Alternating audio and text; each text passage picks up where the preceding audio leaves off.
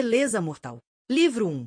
Coração ferido. Escrito por Chelsea Cain. Ao ser capturado por Gretchen Lowell, a serial killer que perseguia há 10 anos, o detetive Archie Sheridan foi torturado, mas, em vez de morto, acabou liberado.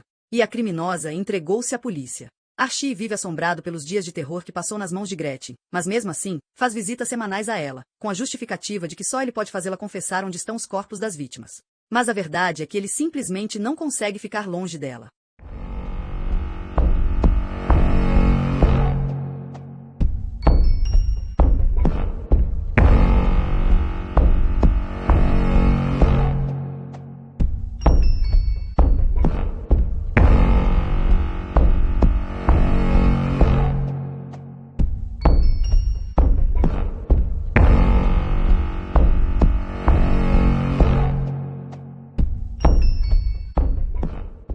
Capítulo 41. Susan se sentou no sofá com seu laptop e uma taça de vinho tinto e começou a escrever sobre Gretchen Lowell. Para ela, a história do estrangulador das escolas tinha acabado com o suicídio de Dan McCallum. Estava certa de que eles encontrariam o corpo de Addie Jackson em algum lugar. Ele a matara e desovara como tinha feito com as outras, e a menina estava na lama esperando ser descoberta por algum jogueiro azarado ou grupo de escoteiros. A imagem do corpo enterrado pela metade de Addie lampejou em sua mente, e ela sentiu as lágrimas queimarem os seus olhos. Murder. Não deixaria aquilo afetá-la, não naquela hora. Apagou a imagem, mas ela foi substituída pelo corpo trucidado de Christy Mathers, retorcido na areia escura da Salve Island. E então pelos pais de Addie e como os dois haviam olhado para a arte com tanto desespero e esperança, querendo que ele salvasse a filha deles, que o salvasse. E, depois, pelo seu próprio pai. O celular dela saltou e vibrou na mesinha de café. O identificador de chamadas dizia, número desconhecido. Ela pegou o telefone e o levou à orelha. Alô? Meu nome é Molly Palmer. Puta merda, disse Susan. Houve uma pausa. Oh. Só estou ligando para dizer que não quero falar com você. Não tenho nada a dizer. A culpa não foi sua, apressou-se a dizer Susan. Ele era um adulto. Não tem desculpa. Ouviu-se uma risada amarga. Zai. Outra pausa. Ele me ensinou a jogar tênis. Pode colocar isso no artigo que está escrevendo. É a única coisa boa que tenho a dizer sobre ele. Susan tentou controlar o desespero em sua voz.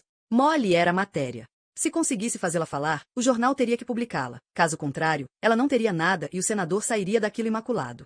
Desabave comigo, Molly, implora Susan. Caso contrário, isso vai te comer por dentro. Vai envenenar tudo. Ela torceu uma mecha de cabelo com um dedo até machucar. Acredite em mim. Veja só, disse Molly, a voz embargando. Faça-me um favor, sim? Não ligue mais para Ethan. Ele está começando a ficar assustado com essa história toda. Não mantenho contato com muita gente daquela época. E não quero perdê-lo também. Por favor, disse Susan. Isso já está morto e enterrado, disse Molly. E desligou. Morto e enterrado. E sem Molly continuaria daquele jeito. Susan fechou os olhos com força, frustrada. Ian poderia ter feito Molly vir a público. Parker também. Susan estava com ela na palma da mão e a perdeu.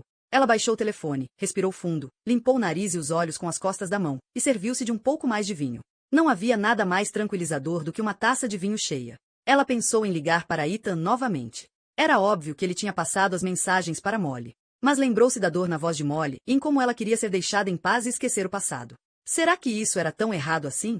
Foda-se. Ela pegou o telefone e discou o número de Ethan. Correio de voz. Pode uma coisa dessas? Olá, disse ela. Sou eu. Susan Ward. De novo. Ok. Acabei de falar ao telefone com Molly e quero que você diga a ela que eu entendo. Tive um caso, ela se conteve, ou algo assim, com meu professor aos 15 anos. E passei muito tempo tentando justificar isso. Mas sabe de uma coisa, Ethan? Não é justificável. Simplesmente não é. Então diga isso a Molly. Ela vai entender. E eu não vou ligar novamente. A quem ela estava enganando. Pelo menos não por alguns dias. Ela largou o telefone de volta na mesa e passou o laptop para o colo. Estava em cima do prazo e aquela matéria era sobre Gretchen Lowell. Gretchen, que era muito esperta. Gretchen, que fez o sangue de Susan ferver. Ela estava convencida de que, se conseguisse colocar Gretchen no papel, poderia de alguma forma compreender a arte, McCallum e todo o resto. Conseguia sentir a matéria, enevoada e amorfa, junto com ela na sala. Só precisava juntá-la e moldá-la. Bebeu um longo gole do vinho. Era do estoque do grande escritor, que ela encontrou escondido atrás do armário sob uma pilha de exemplares encalhados do último romance dele. Susan disse a si mesma que ele não se importaria. Era uma circunstância especial. O vinho era aromático e deixava pernas na taça. Ela o segurou na língua, saboreando seu calor antes de engolir. Quando Susan ouviu a batida na porta, seu primeiro pensamento foi que poderia ser Bliss. Ela havia ligado para a mãe quando chegou em casa, Bliss, que era a única pessoa no mundo sem celular ou correio de voz. Susan deixou uma mensagem desesperada na secretária eletrônica, que só gravava quando queria, e na maioria das vezes tocava as mensagens em uma rotação esquisita e lenta que fazia Bliss se contorcer de raiva. Então, quando ouviu a batida na porta, Susan fantasiou brevemente que sua mãe tinha ouvido a mensagem, largado tudo e vindo correndo para ver se ela estava bem. Mas sabia que aquela era uma hipótese absurda. Passara muito tempo cuidando de Bliss quando estava crescendo. No entanto, fiel ao seu compromisso de tratar Susan como adulta, Bliss quase nunca tomara conta dela. Além do mais, sua mãe se recusava a comprar um carro e teria que pegar 2 ônibus para chegar ao Perlo. Não, decidiu Susan. Era Ian. A ideia fez sorrir e ela se permitiu uma presunção encorajadora de que ele, no fim das contas, não pôde resistir aos seus encantos femininos. Eram poderosos, seus encantos. Sim, não havia a menor dúvida de que era Ian. Ele voltou a bater. Ela se levantou e andou de meias até a porta, parando para conferir seu reflexo em um velho espelho emoldurado no caminho. O grande escritor tinha dito que ele era de um brechó de Paris, mas ela vira um igual na Pottery Barn. Gretchen Lowell tinha razão. Um vinco estava se formando entre seus olhos e ela não gostava nem um pouco daquilo. Teria envelhecido no decorrer da última semana? Ela deixou a taça de vinho na mesa em frente ao espelho e apertou o polegar contra a ofensiva ruga até a testa relaxar. Então puxou algumas mechas de cabelo rosa e as prendeu atrás das orelhas pequenas. Pronto. Muniu-se do seu mais estonteante sorriso e abriu a porta. Mas não era Ian. Era Paul Reston. Já fazia 10 anos. Ele agora tinha uns 45. O cabelo castanho claro estava mais ralo e recuara um pouco nas têmporas, e sua barriga amolecera. Parecia mais velho, de certa forma. As costas mais ossudas, os ângulos do rosto mais pronunciados. Trocara a antiga armação retangular de plástico vermelho dos óculos de que Susan se lembrava por uma metálica e oval. Susan ficou surpresa ao ver que ele não era mais aquele professor jovem e atraente das suas recordações. Será que tinha sido um dia? Paul, disse Susan, pasma. O que você está fazendo aqui? Que bom te ver, disse ele. Você está ótima. Sorriu com ternura e abriu os braços para abraçá-la. Ela deu um passo à frente e ele a envolveu. O cheiro dele era igual ao do auditório da Cleveland, de tinta, serragem e laranjas. Paul, disse ela, colada ao suéter marrom dele. Estou falando sério. Ele soltou Susan e a olhou com os olhos cheios de decepção. Um detetive da polícia veio me ver. Susan corou de vergonha. Sinto muito por isso, disse. Eu desmenti. Falei para ele que era invenção minha. Está tudo bem agora. Paul suspirou com força e entrou no apartamento, balançando a cabeça.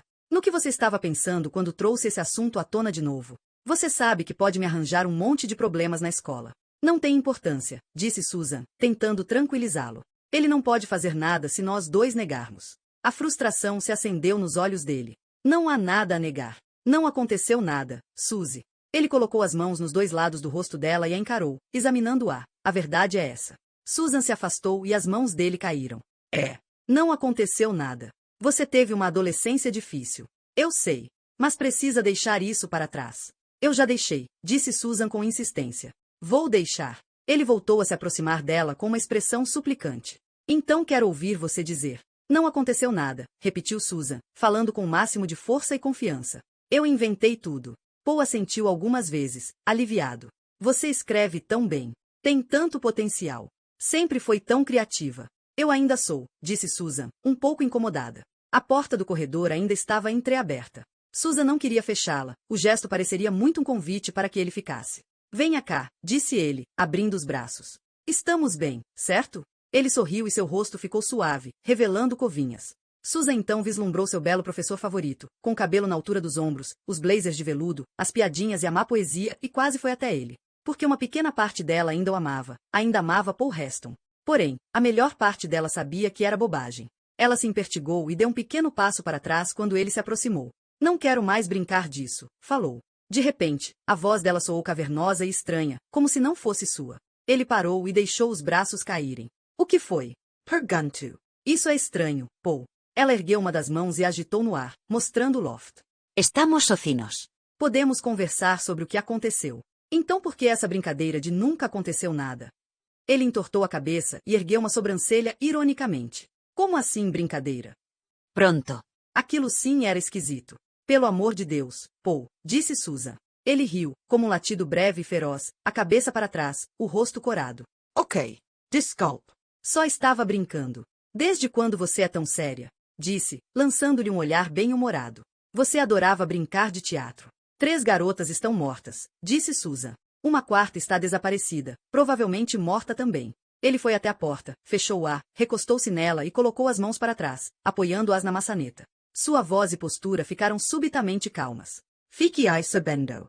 Dan S1 MCH pronunciation kalem, hein? Nunca teria imaginado. McCallum.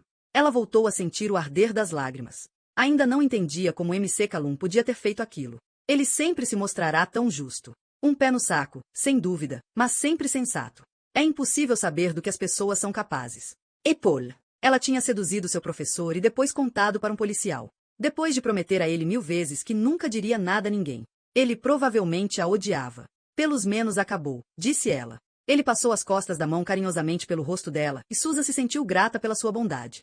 Imaginei que você gostaria de companhia. Vou fazer um jantar para você, falou ele, examinando a cozinha com ceticismo. Você tem comida aqui? Só alcachofras em lata e pasta de amendoim. Bem, eu consigo inventar alguma coisa. Ele fez uma pequena e graciosa mesura. Sei uma ótima receita de alcachofras e pasta de amendoim ao forno. Susan olhou de volta para o seu laptop na mesinha de café, desejando subitamente o conforto do seu vinho e do seu computador. Tenho um prazo para cumprir. Preciso conseguir escrever esta noite de qualquer jeito. Ela se viu de relance no espelho da Pottery Barn. Lá estava a ruga novamente. Sua taça de vinho ainda estava onde havia deixado na mesa antiga em frente ao espelho. Você tem que comer, disse Paul, olhando para ela esperançosamente. Ela se virou de repente para ele. Aliás, como você sabia onde eu moro? Temos acesso ao Nexus na escola. Dá para encontrar qualquer pessoa. É só digitar o nome. Heston se deteve por um instante, como se refletisse sobre qual exatamente era sua intenção e quisesse encontrar as palavras certas. Foi difícil para mim depois que você se formou. Ele desviou o olhar. Você não respondeu às minhas cartas. Eu estava na faculdade. Ele deu de ombros casualmente e abriu um sorriso bonito para ela. E eu te amava. Porque eu era uma adolescente, tentou explicar Susan. E eu te adorava. Como não amar uma pessoa assim?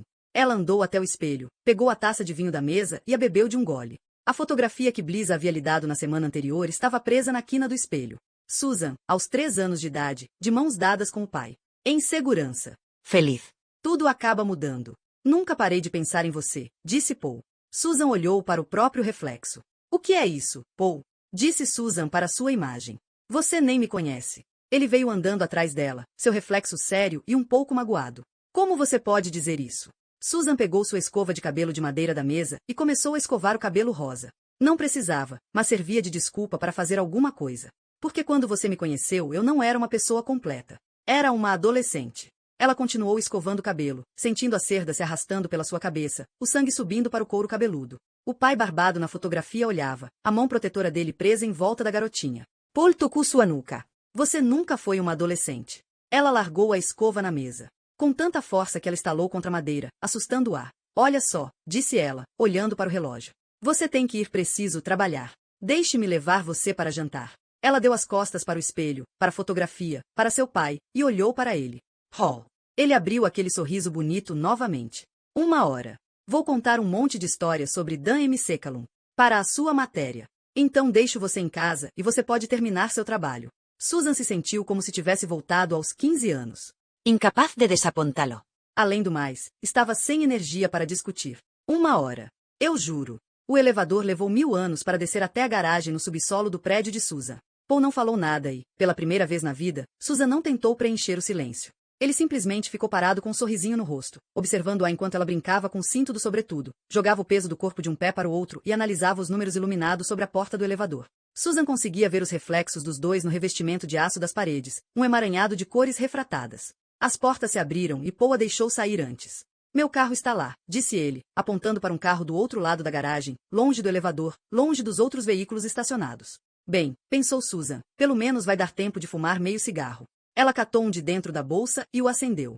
Então, você conhecia Lee Robinson? Perguntou Susan, dando uma tragada. Paul retraiu o rosto com nojo. Você ainda fuma? Não, disse Susan, irritada. Só socialmente. Ele correu os olhos pelo estacionamento. Estamos nos socializando agora? Susan Grunhu. Você não é mais meu professor, Paul. Pare de me dar sermão. 440 mil pessoas morrem por ano nos Estados Unidos por conta do cigarro. Isso dá 50 pessoas por hora. Susan esmerou-se em dar outra tragada no cigarro. Qual era sua relação com Lee Robinson? Voltou a perguntar Susan. Ele ergueu a mão e tocou a cabeça, como se ela tivesse começado a doer de repente. Nenhuma, disse. Susan puxou o cinto do sobretudo, desatando e atando novamente. Mas você era muito amigo de MC Callum, não era? Acho que me lembro de uma história de vocês dois indo pescar no barco dele, ou algo assim. Suzy, disse Paul com um sorriso exasperado. Isso foi 20 anos atrás. Então vocês costumavam sair juntos. Fomos pescar uma vez faz 20 anos. Ele esticou o braço e o colocou em volta do ombro de Susan, ao que ela se adiantou um passo, desvencilhando-se. Susan deu uma risada nervosa. Você não podia ter estacionado mais longe? Pergunto. Paul deu de ombros e colocou as mãos nos bolsos. Estava cheio quando eu cheguei. Bem, se eu cair dura por causa dos meus pulmões comprometidos, pode deixar meu corpo para os ratos. Fumar não é engraçado. É um vício muito perigoso. Vai te matar. O carro, finalmente. Susan nunca tinha ficado tão feliz em ver um Passat prata de 10 anos de idade. Ela sorriu para os dois adesivos colados simetricamente lado a lado no para-choque traseiro. Um dizia "Salve nossas escolas". O outro, "Se você não está indignado, não está prestando atenção". Paul entrou primeiro, esticando-se para abrir a porta do carona para Susan. Ela entrou, colocou o cinto de segurança e deu uma última tragada no cigarro. Então procurou o cinzeiro para apagá-lo. Era o carro mais limpo que tinha visto na vida. O painel brilhava. Não havia um pelo de cachorro, caneta ou sachê de ketchup velho à vista. Ela esticou o braço e abriu o cinzeiro no console central. O do seu carro era cheio de chicletes velhos e cinza. O de Paul estava vazio. Dava para comer nele. Se você quisesse. Susan examinou o cigarro. Parecia um pecado sujar aquele cinzeiro impecável com ele. Paul tinha virado a cabeça e estava inclinado entre os assentos fuçando nos bancos de trás. Ela não queria jogar o cigarro no chão da garagem. Estava tentando parar com essa coisa de jogar lixo na rua. Talvez Paul tivesse alguma coisa no porta-luvas que ela pudesse usar para embrulhar o cigarro e colocá-lo na bolsa. Ela o abriu. Dentro havia uma lanterna e um mapa dobrado. Meu Deus, Paul, disse ela. Mania de limpeza? O carro parecia até desinfetado, como um banheiro público recém-lavado. O que você fez? Deu um banho de alvejante no carro. Porque ele está com cheiro de... Ela pegou o mapa do porta-luvas e o virou. Era um mapa de navegação do Willamette.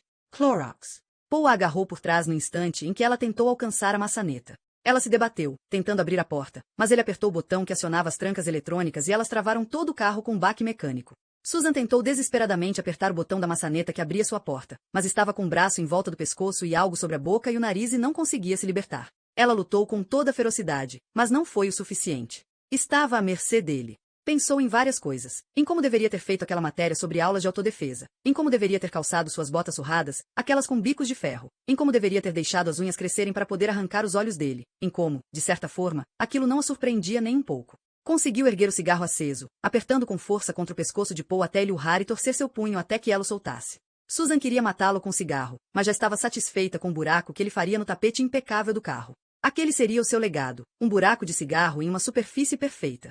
Que bela merda. Foi seu último pensamento antes de a escuridão a engolir.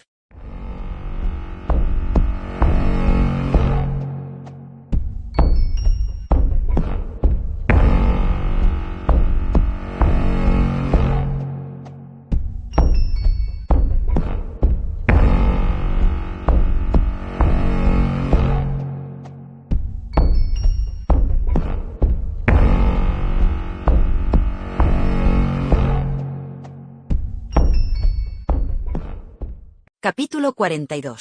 Anne estava sentada no carpete da sala de estar escura de Dan MC Callum, cercada de livros do ano da Cleveland High School. Não sabia ao certo o que estava procurando. Mas Art suspeitava de Heston e ela queria encontrar algo que lhe permitisse dar o próximo passo. Os livros tinham sido arrumados cronologicamente e Anne tinha começado pelo volume mais recente, folheando as páginas na esperança de que algo saltasse aos olhos. Páginas e páginas de fotografias tolas de grêmios, eventos esportivos, peças escolares, fotos de turmas, professores e mensagens melancólicas de veteranos. Então, na metade do volume de 1994, ela achou exatamente o que estava buscando. Tirou o livro de 1995 da prateleira e o folheou desesperadamente até encontrar a próxima fotografia de que precisava para confirmar sua hipótese. E ela se confirmou. Ela se levantou às pressas do chão com os dois livros aninhados contra o peito e correu pela casa atrás de Art. Ele estava na cozinha, observando os outros finalmente colocarem o cadáver de MC Callum em um saco preto e se prepararem para deitá-lo na maca e tirá-lo da casa. Anne o puxou para a varanda dos fundos e enfiou o primeiro livro do ano em suas mãos, aberto na fotografia do grupo de teatro da escola. No centro da foto estava Susan Ward e, ao seu lado, Paul Heston. Susan, aos 14, antes do cabelo rosa. Ainda não tinha alcançado a beleza que aguardava no futuro. Ainda era uma garota esquisita, de cabelo castanho. Jesus Cristo, disse Art, empalidecendo. Ela é igual às outras. Por que você suspeitou de Heston? Perguntou Anne. Ela notou a hesitação de Art. Ele tocou a fotografia da jovem Susan, como se as pontas de seus dedos pudessem voltar no tempo para protegê-la. Susan me contou ontem que tinha transado com Heston quando ele era seu professor. Hoje, ela negou. Anne não tinha dúvidas de que Susan tinha ido para a cama com Heston quando era adolescente. É ele, limitou-se a dizer. Ele tem um álibi, disse Art, recostando nos fundos da casa. Não podemos prendê-lo com base em uma fotografia velha e em um crime que já caducou há muito tempo. Anne colocou outro livro do ano em cima do primeiro e o abriu na foto de Susan do segundo ano. Era outra garota naquela fotografia. Usava blusa preta e batom preto. Seus olhos pareciam ao mesmo tempo desamparados, tristes e endurecidos. E o cabelo estava descolorido. Mas não tinha usado descolorante. Não tinha ido a um salão de beleza. Tinha usado o que encontrou debaixo da pia. Alvagent. Ela é o motivo de tudo, disse Anne. Ela catalogou em sua mente as fotos tiradas no necrotério, os rostos marmóreos das garotas, as córneas sangradas, o laranja amarelado cruel dos seus cabelos antes castanhos. Ele usa o alvejante nelas para completar a transformação. Art não tirou os olhos da página. Anne podia vê-lo processando toda aquela informação. Você só pode estar brincando, disse quase para si mesmo. Então ergueu os olhos para Anne, a urgência corando seu rosto. Onde estão Claire e Henry? Estou aqui, disse Claire, subindo os degraus dos fundos com o celular ainda nas mãos. Jeff acabou de ligar, disse, o rosto tenso. Heston não está em casa. Ele saiu da escola no horário de sempre, mas ainda não voltou. Eles não têm como encontrá-lo até ele voltar. Peco para esperarem? A porta dos fundos se escancarou e Anne viu as costas de uma jaqueta que dizia Serviços de Transporte Médico, e então um garoto com idade de universitário saiu andando de costas, puxando a maca de metal que carregava o corpo ensacado de MC Callum. Anne segurou a porta de tela para ele passar e trazer o corpo até a varanda com a ajuda de outro homem. Encontre-o, disse Art para Claire, entregando os livros do ano para Anne por cima do saco preto, para poder atender ao celular. Prenda-o. Ele é o nosso homem. Arranje um mandado para revistar a casa dele. E mande alguns policiais para o apartamento de Susan. Agora. A equipe de transporte desceu a escada e começou a arrastar a maca pelo caminho de cimento que levava à entrada para carros. As rodas faziam ruído cruel e áspero no concreto. Anne baixou os olhos para o primeiro dos 2 livros do ano. Na margem da foto de um menino, havia uma mensagem de um dos alunos de MC Callum. Ei, Sr. M, me mandei daqui. Tudo de bom.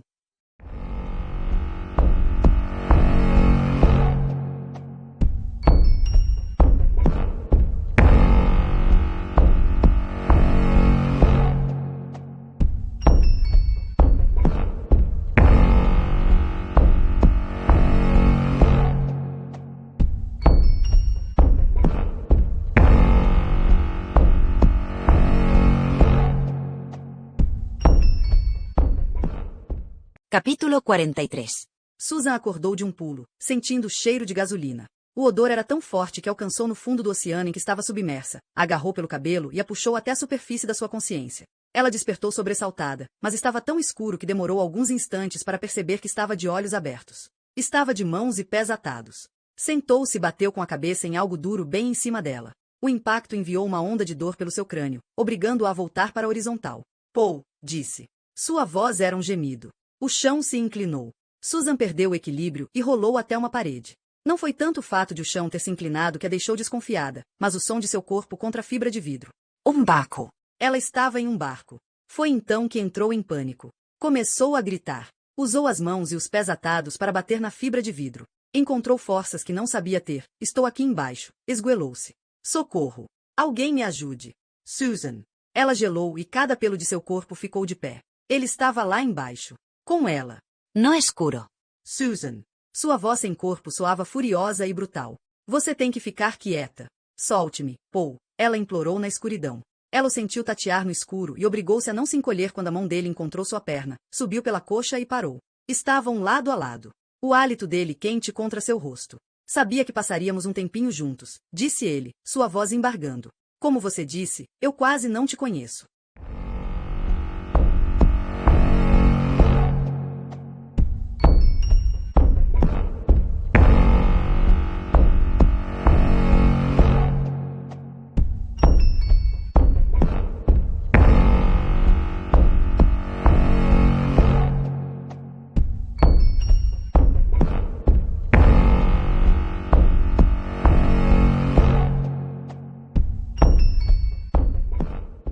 Capítulo 44.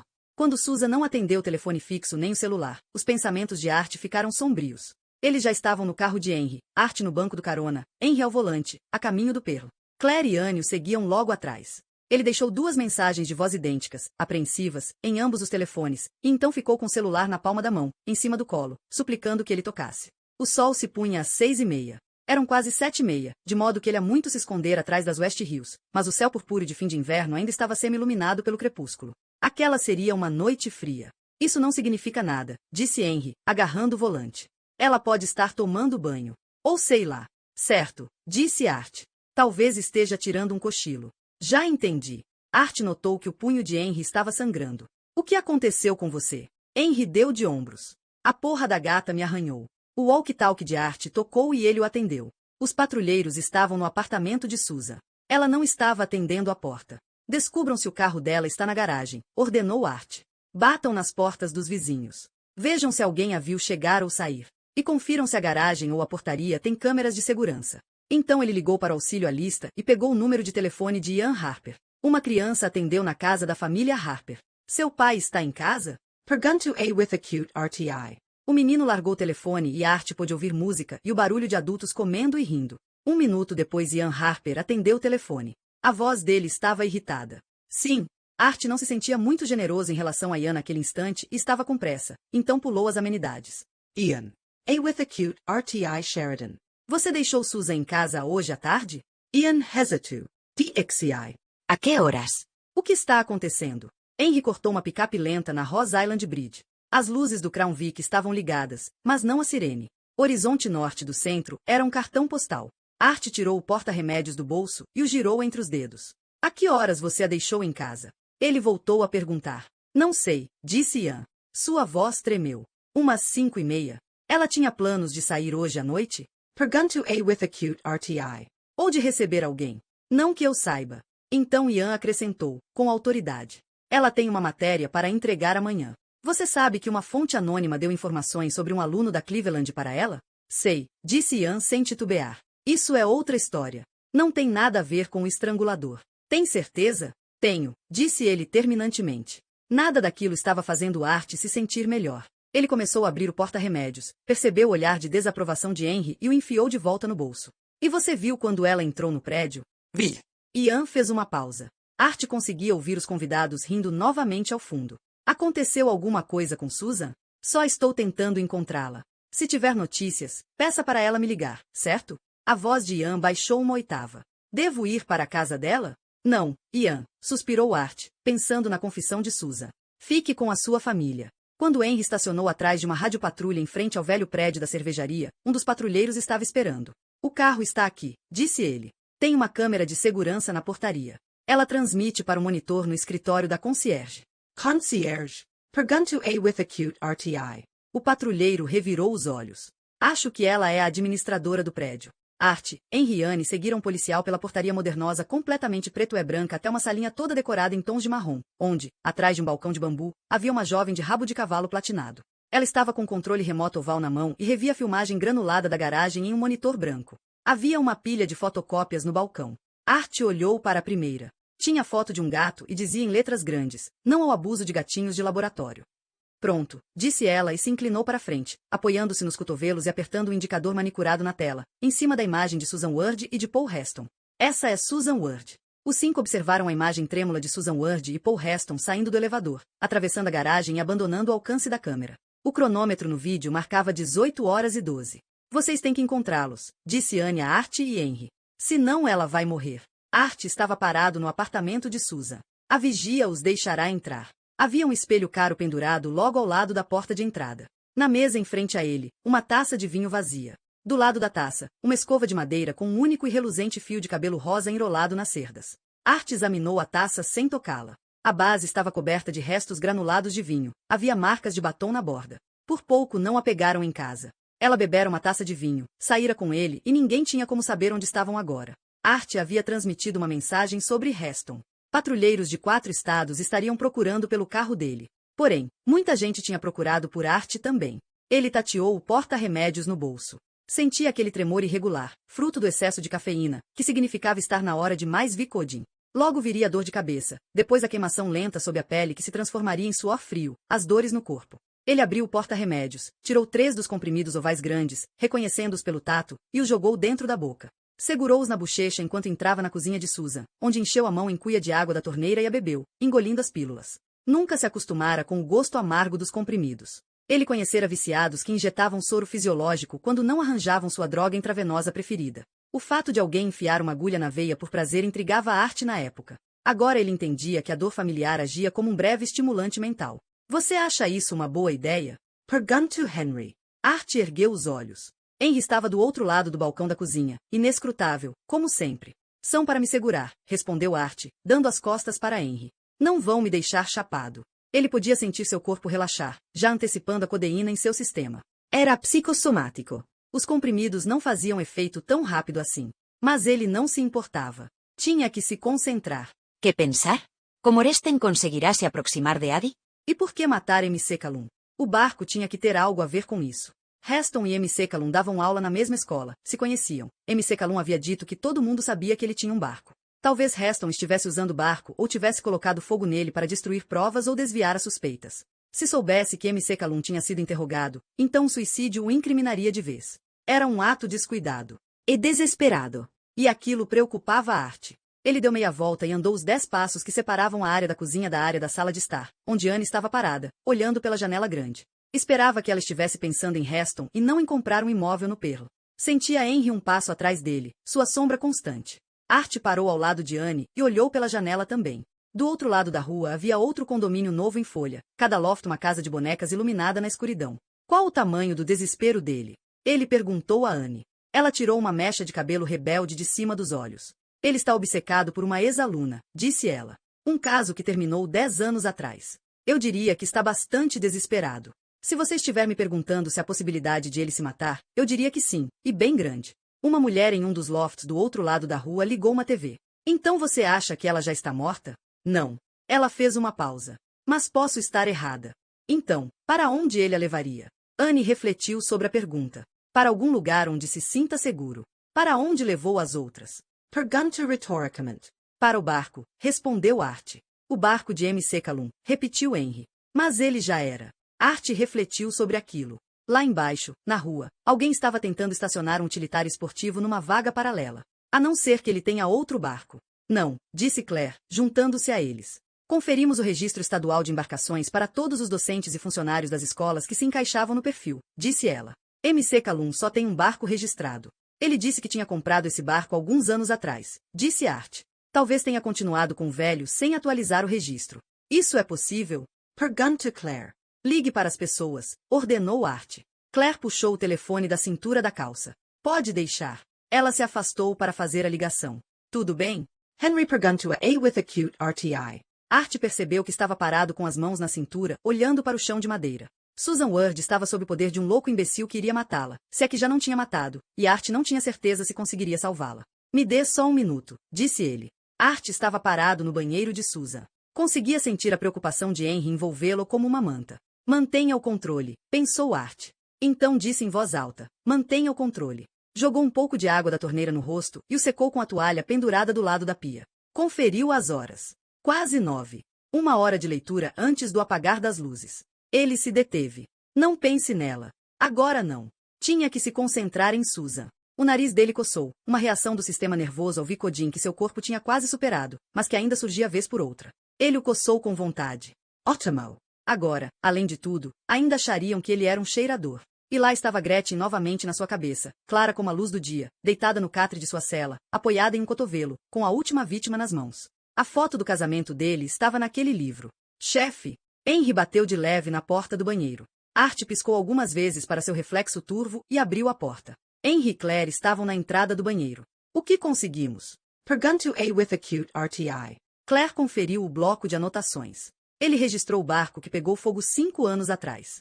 Antes, tinha outro, um Chris Craft Catalina da década de 1950, cujo registro caducou 8 meses depois que o barco novo foi registrado. Mas se ele tivesse vendido o antigo para alguém daqui, ele teria sido registrado novamente por essa pessoa. E não foi. Então talvez ele tenha vendido para alguém do outro lado do rio, disse Art. Talvez, concordou Claire. Mas de acordo com a simpática senhora com quem conversei, antes da mudança do regulamento em 2002, você não precisava manter o registro em dia para barcos que não estavam na água. O que quer dizer que, se você tivesse um barco ancorado na marina, mas não estivesse usando, poderia ficar livre de pagar 15 pratas para o Estado por ano.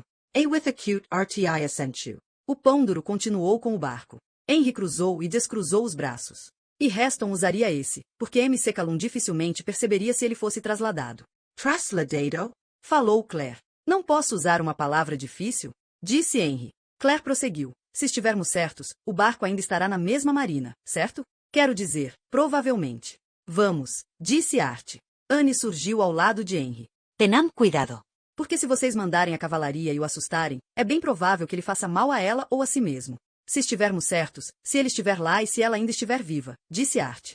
Anne assentiu algumas vezes. Atrás dela, do lado de fora, no loft do outro lado da rua, a mulher desligou o aparelho de TV. Nada ligado. Preciso de uma Diet Coke, disse Anne. Então, ouviu-se um barulho atrás deles, uma espécie de arquejo, e todos os policiais presentes se viraram para olhar para a porta. Uma mulher de meia-idade estava parada lá. Usava um ridículo chapéu feito à mão, um casaco de oncinha e botas plataforma cano alto amarradas até em cima. Seu cabelo era um emaranhado de dreadlocks longos e loiros. Sua boca vermelho escura estava aberta numa espécie de careta de surpresa. Quem são vocês? Perguntou ela. E onde está minha filha?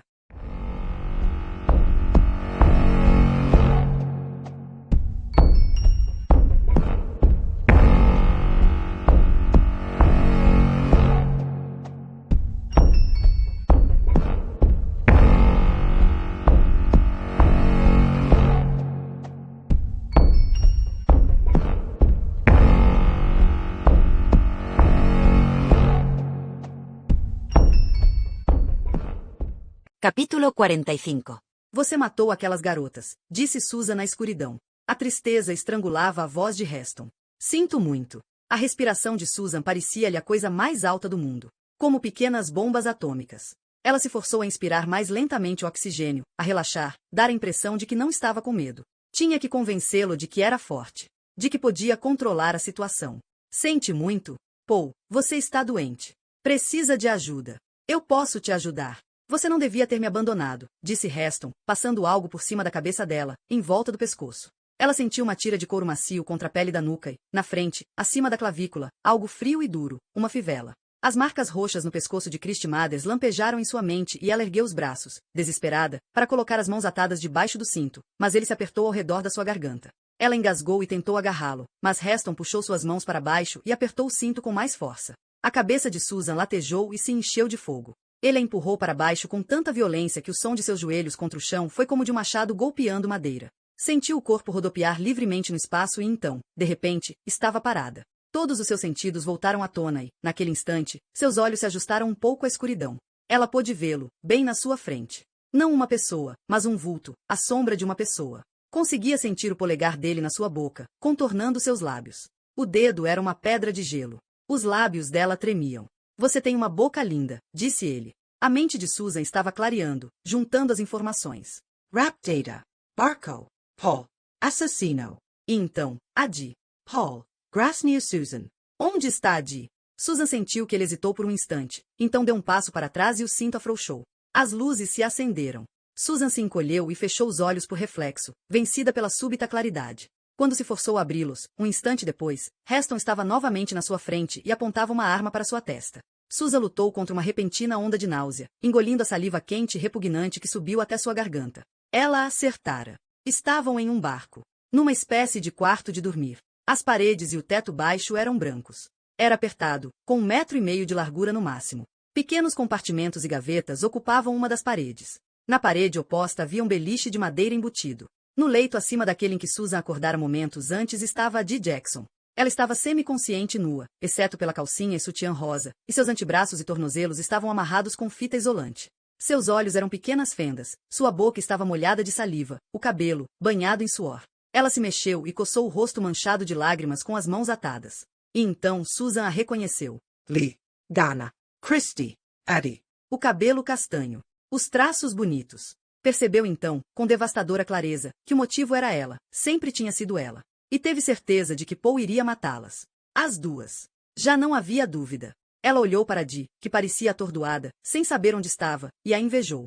A culpa é sua, explicou Paul, passando a mão pela nuca de Susan. Você não devia ter me sacaneado daquele jeito. Foi então que Susan fez uma promessa a si mesma, não iria morrer. De jeito nenhum. Não nas mãos daquele professor de teatro de merda.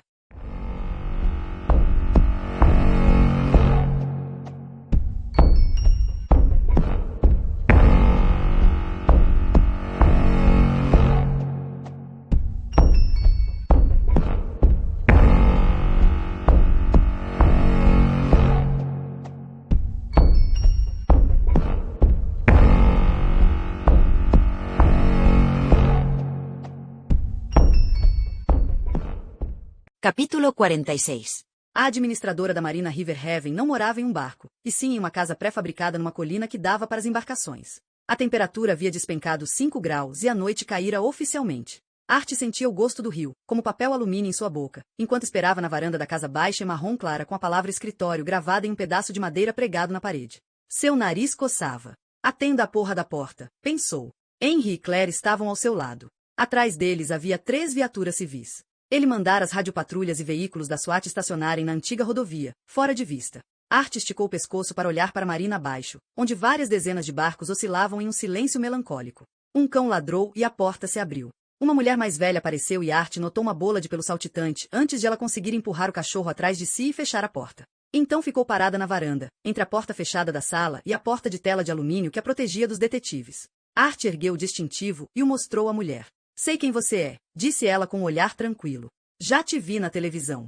Ela tirou os óculos. Seu cabelo era pintado de castanho e amarrado com um nó frouxo na nuca, e ela usava uma blusa de gola rolê enfiada na calça jeans. Segurava um romance policial, marcando com o polegar a página em que parara. Os óculos haviam deixado uma marca vermelha na base do seu nariz. Você é aquele policial que foi raptado pela Gretchen Lowell. O nome de Gretchen enviou uma dolorosa corrente elétrica pelos braços de Art. Seu punho se fechou em torno do porta-remédios no bolso. Preciso saber quais barcos da MC Calum ancorou aqui. Ela desviou o olhar e balançou um pouco a maçaneta da porta de tela. O barco de Dan pegou fogo. Ele tem algum outro? Ela hesitou. É importante. Eu deixo guardá-lo aqui, mesmo sem estar registrado. Ele é um bom cliente. Não tem problema, tranquilizou a Art. A senhora não está encrencada. Onde ele está? Ela examinou a Art por um instante, então saiu de trás da porta de tela e apontou para um coradouro lá embaixo. Doka 28. Lá embaixo. Segundo barco à esquerda no final do cais. Pode fazer o que quiser comigo, disse Susan, desde que liberte a Dee. O rosto de Heston era uma mistura de sombras e luzes. Os cantos da sua boca se contorceram. Não posso. Susan teve que se esforçar ao máximo para manter uma expressão tranquila. Você vai matá-la? Não tenho saída. Susan sentiu o quartinho se fechar à sua volta. Mesmo se estivesse desamarrada, não conseguiria contorná-lo, chegar à porta e sair do barco. Mesmo se pudesse, o que faria em seguida? Sairia nadando? A portinhola sobre o leito de Adi era do tamanho de um prato de jantar. Não havia escapatória. E quanto a mim? Olhe para ela. Heston esticou a mão cautelosamente e tocou o quadril da garota, deixando os dedos passearem pela curva que descia a cintura até as costelas. Lá fora, a água bateu contra o casco. O barco oscilou, agitando-se com solavancos e ondulações irregulares. Não é linda? Pergunta Reston. Susan não conseguia entender como ele tinha feito aquilo. Eles disseram que você estava sendo vigiado. Que não saiu de casa. Eu não a raptei, Suzy, disse ele baixinho. Ela veio a mim. Ele fechou os olhos. Eu disse a ela que poderíamos ficar juntos. Pedi que ela quebrasse a janela do seu quarto pelo lado de fora.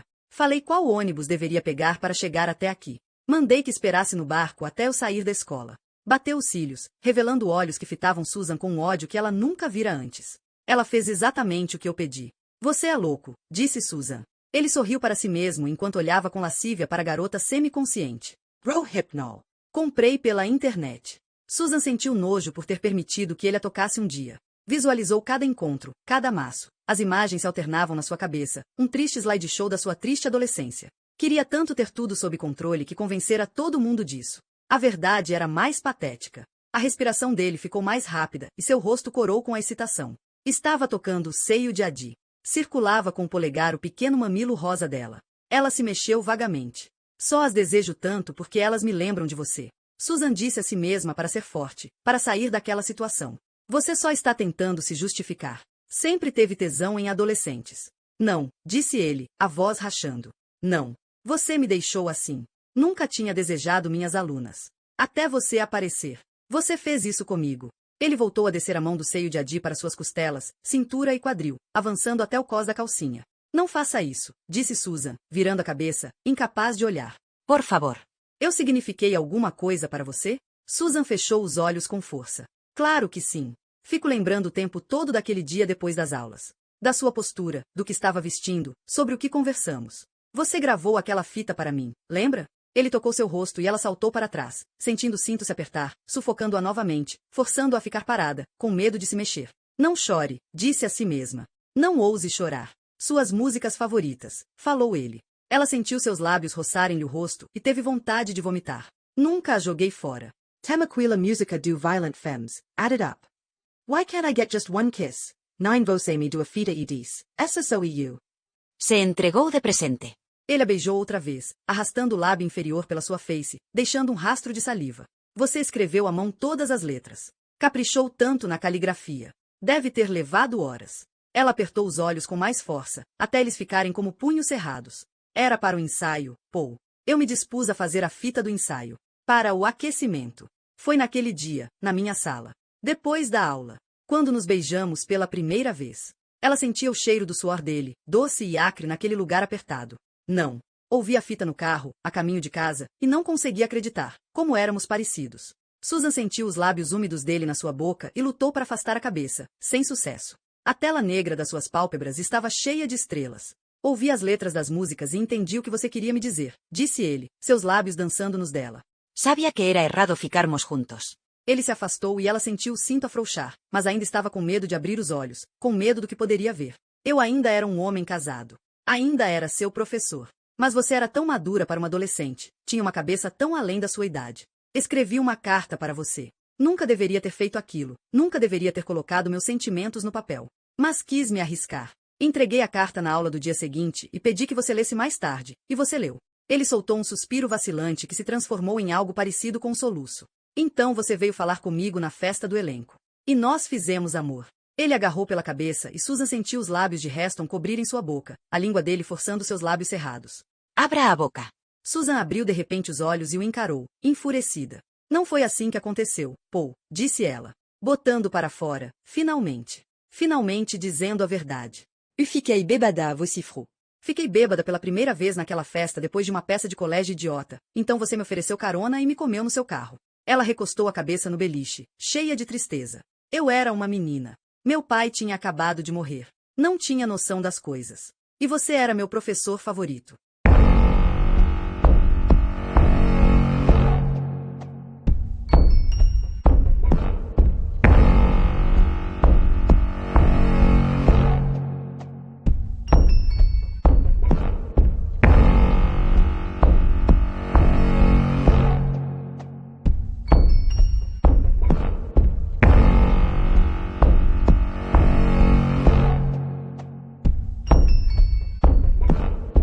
Capítulo 47.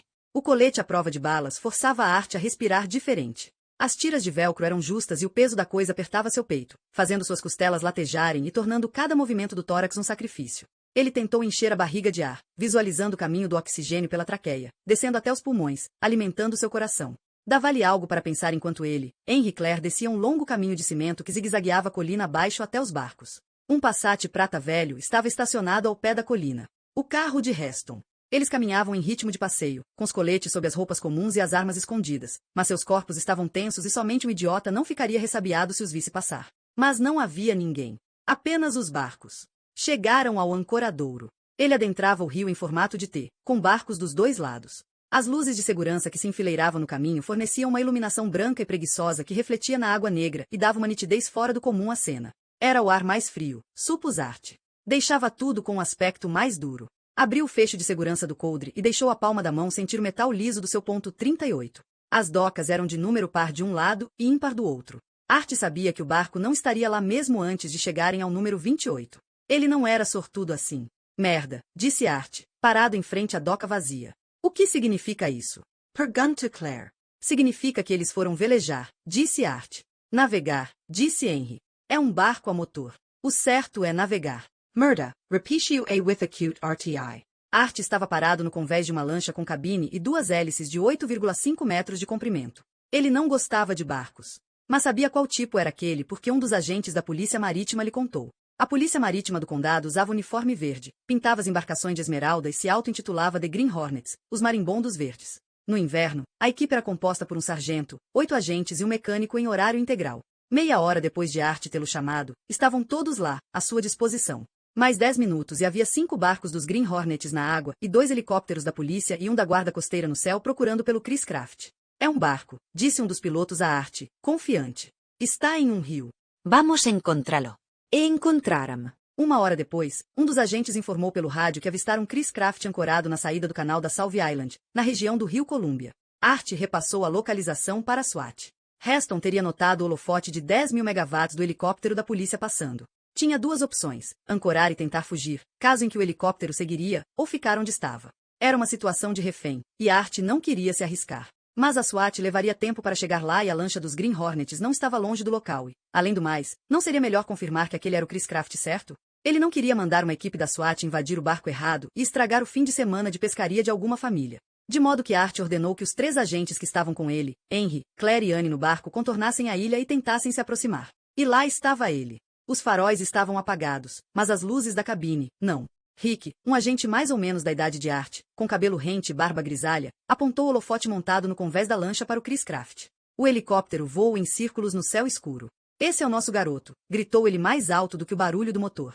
Estou com a SWAT e um negociador de reféns a caminho, gritou de volta Art. Não temos muito tempo, Anne advertiu Art. As tranças estavam batendo em seu rosto, e ela segurou atrás com a mão enluvada. Ele vai querer acabar com isso. A que distância você consegue chegar dele? A with acute RTI per gun to a Rick. Perto o suficiente para embarcar. Faça isso. Henry, Claire e Art sacaram as armas enquanto os Hornets reduziam a velocidade ao mínimo e eles se aproximavam do Chris Craft. 2 dos homens amarraram os cabos nos cunhos da lancha e ficaram a estibordo. Quando já estavam perto, Rick desligou os motores e a corrente os levou pelos últimos poucos metros até o outro barco. Quando colaram no Chris Craft, os 2 outros agentes agarraram a balaustrada dele e ataram as 2 embarcações. Os 2 barcos se inclinaram e bateram. Ninguém falou nada. Estava frio na água e Art levou as mãos em cuia até a boca, soprou ar quente nelas e as flexionou algumas vezes para manter o sangue circulando. O vento que soprava sobre o rio queimava suas faces. Nada se movía no Chris Craft. Art examinou o rio. Nenhuma outra luz nas águas. Vou embarcar, anunciou. Ele entregou sua arma a Henry, com o punho virado para ele. Henry agarrou a arma, mas colocou a outra mão com firmeza sobre a de Art, prendendo o revólver entre os 2. Ele se inclinou para a frente, seu rosto grande e contraído. Você vai entrar lá porque acha que é a melhor coisa a fazer, ele sussurrou para Art, ou porque está sentindo pena de si mesmo. Art olhou o amigo no olho. Você não pode me salvar, pensou Art. Entre apenas se ouvir um tiro. Tentarei dar um sinal se achar que a SWAT vai ter que tirá-lo de lá. Vista o colete, disse Henry. O colete. Art o havia tirado quando eles entraram no barco. Parecia um contrassenso usar algo pesado quando você deveria estar usando algo que boiasse. Ele puxou a mão de volta, deixando a arma com Henry. Machuca as minhas costelas, disse. Então se virou, passando por cima da balaustrada da lancha e entrando no Chris Craft antes que alguém o impedisse. A sola de borracha dos seus sapatos aderiu ao convés de fibra de vidro e ele conseguiu atravessar correndo, com os joelhos dobrados, agachado, os poucos metros até a porta da cabine. Reston, gritou. Aqui é o detetive Art Sheridan. Vou abrir a vigia para podermos conversar, ok? Ele não esperou resposta. O que faria se Heston dissesse que não? Não pare. Continue falando. Mantenha-o desprevenido. Art mexeu na vigia. Estava destrancada. Abriu a janelinha de madeira. Uma placa no batente da porta avisava. Atenção! Art conseguia ver parte do interior da cabine de madeira, uma pequena cozinha embutida e uma salinha de jantar. Mas nada de Heston. O Suzanne. O Eddie Jackson. Estou desarmado. Vou entrar para a gente poder conversar, ok? Ele esperou daquela vez. Nada. Aquilo era um mau sinal. Talvez já estivessem todos mortos. Respirou fundo, preparando-se para qualquer cena de carnificina que pudesse surgir. Não tinha certeza se conseguiria aguentar uma coisa assim. Estou entrando.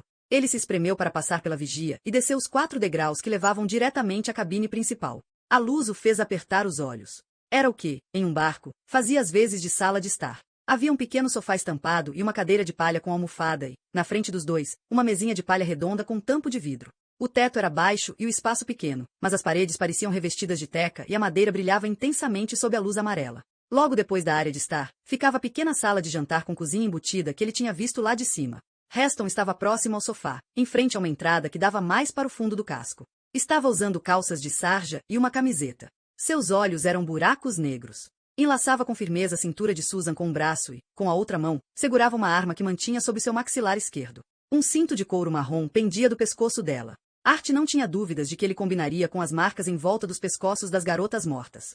Os antebraços e tornozelos de Susan estavam presos com fita isolante. Mas ela estava viva. E consciente. E furiosa, a julgar pela sua expressão esgotada, porém fulminante. Olá, disse Art. A Dee está nos fundos. Conseguiu falar Susan antes de Heston pegar a ponta do cinto e puxá-lo com força, sufocando-a. Ele manteve a arma apertada contra sua cabeça, e ela caiu de joelhos. SHHH, disse ele ferozmente. Por que você fez isso? Por que não colabora comigo? Susan arranhou o cinto com as mãos atadas, mas não conseguiu enfiar os dedos debaixo dele para afrouxá-lo. Seu rosto estava retorcido, inchado, os olhos arregalados e vidrados, a boca mais larga, balbuciante.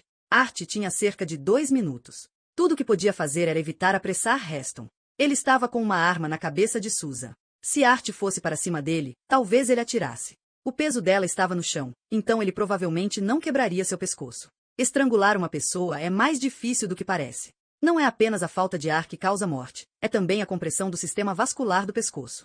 Se Art não fizesse nada, ela iria morrer. Porém, levaria alguns minutos. E alguns minutos eram muito tempo. Aquilo dava uma chance a Art. Ele deu meia volta e se afastou de Heston e Susan, andando os poucos metros até a cozinha embutida. Havia um pequeno fogão e uma pia de aço, acoplada a um balcão verde. Os guarda-louças eram pintados de branco. Art abriu alguns deles até achar copos. Pegou um e se serviu de água. Já não conseguia ouvir Susan se debatendo. Teria perdido a consciência? Será que ele tinha estragado tudo de novo? E então, de súbito, ouviu-se um enorme arquejo. Heston havia soltado o cinto. Susan estava respirando. Ela tossiu, uma tosse rouca e rascante. Art fechou os olhos, sentindo seu sangue afluir à ponta de seus dedos. Tinha dado certo. O que você está fazendo? Perguntou Heston a ele. Art contou algumas respirações antes de responder. Deixe o desgraçado ficar intrigado. Tenho que tomar uns remédios, explicou ele, ainda de costas. Posso tomá-los sem água, mas eles fazem efeito mais rápido se eu os mandar para dentro com alguma coisa. Ele se virou na direção de Heston e abriu-lhe um sorriso cortês. Então se sentou no banco estofado da mesa dobrável verde da salinha de jantar, tendo cuidado de não colocar os joelhos embaixo da mesa, para poder se mexer depressa, se fosse preciso. Colocou o copo d'água sobre a mesa. Art conseguia ver as luzes do barco da guarda costeira pela pequena vigia da salinha, o que significava que eles podiam vê-lo. Ótimo! Vou colocar a mão no bolso para pegar os remédios, disse ele e, antes que Heston pudesse responder, enfiou a mão lentamente no bolso e retirou o porta-remédios de bronze. Abriu, contou 8 comprimidos e os enfileirou um a um na mesa verde escura. Mesmo naquela situação sentiu uma onda de endorfinas só de olhar para eles. Sei que parecem muitos, falou para Heston, erguendo as sobrancelhas ironicamente, mas sou bem resistente. Heston voltará a pôr o braço em volta da cintura de Susan. Ela ainda estava tossindo enquanto suas vias aéreas tentavam se convencer de que estavam desimpedidas. Mas tinha conseguido tirar o cinto do pescoço, e ele agora estava amontoado a seus pés. Boa garota, pensou Art. Susan, disse ele em um tom agradável, você está bem? Ela assentiu, erguendo a cabeça para olhar para ele, os olhos brilhando de raiva novamente. Heston a puxou para mais perto de si. Art pegou um comprimido, colocou na língua e o engoliu com um gole d'água. Então voltou a colocar o copo na mesa. Você fez a de vir até você, disse ele a Heston. Reston sent you. Ela precisava de alguém que a fizesse se sentir especial. Mas você raptou as outras garotas, disse Art. Então como forjou os álibis? Foi fácil, respondeu Heston. Eu assisto aos ensaios da cabine de iluminação. Os alunos não conseguem me ver. Nós passávamos o texto. Entregava Mina anotação. Então nós passávamos o texto mais uma vez. Eles me viam entrar na cabine antes de começarem e sair no fim. Eu ia embora alguns minutos depois do começo do primeiro ato. Ele acariciou o cabelo desgrenhado de Susan como se ela fosse uma boneca e ela se encolheu ao toque. Dava tempo de encontrá-las, conversar com elas, matá-las e voltar no fim da peça. Deixava as garotas mortas debaixo de um cobertor no carro, enquanto entregava anotações inventadas para os atores. Nem precisava ver a passagem de texto. Eles sempre cometiam os mesmos erros. Heston baixou os olhos para Susan e os ergueu de volta para Art. Não vou deixar você tirá-la daqui, disse. Art correu os olhos pela cabine. É um belo barco. É de Dan MC Calum. Isso mesmo, disse Art. Dan S1MCHE pronunciation calm. O serial killer suicida. Heston abriu um breve sorriso para Art.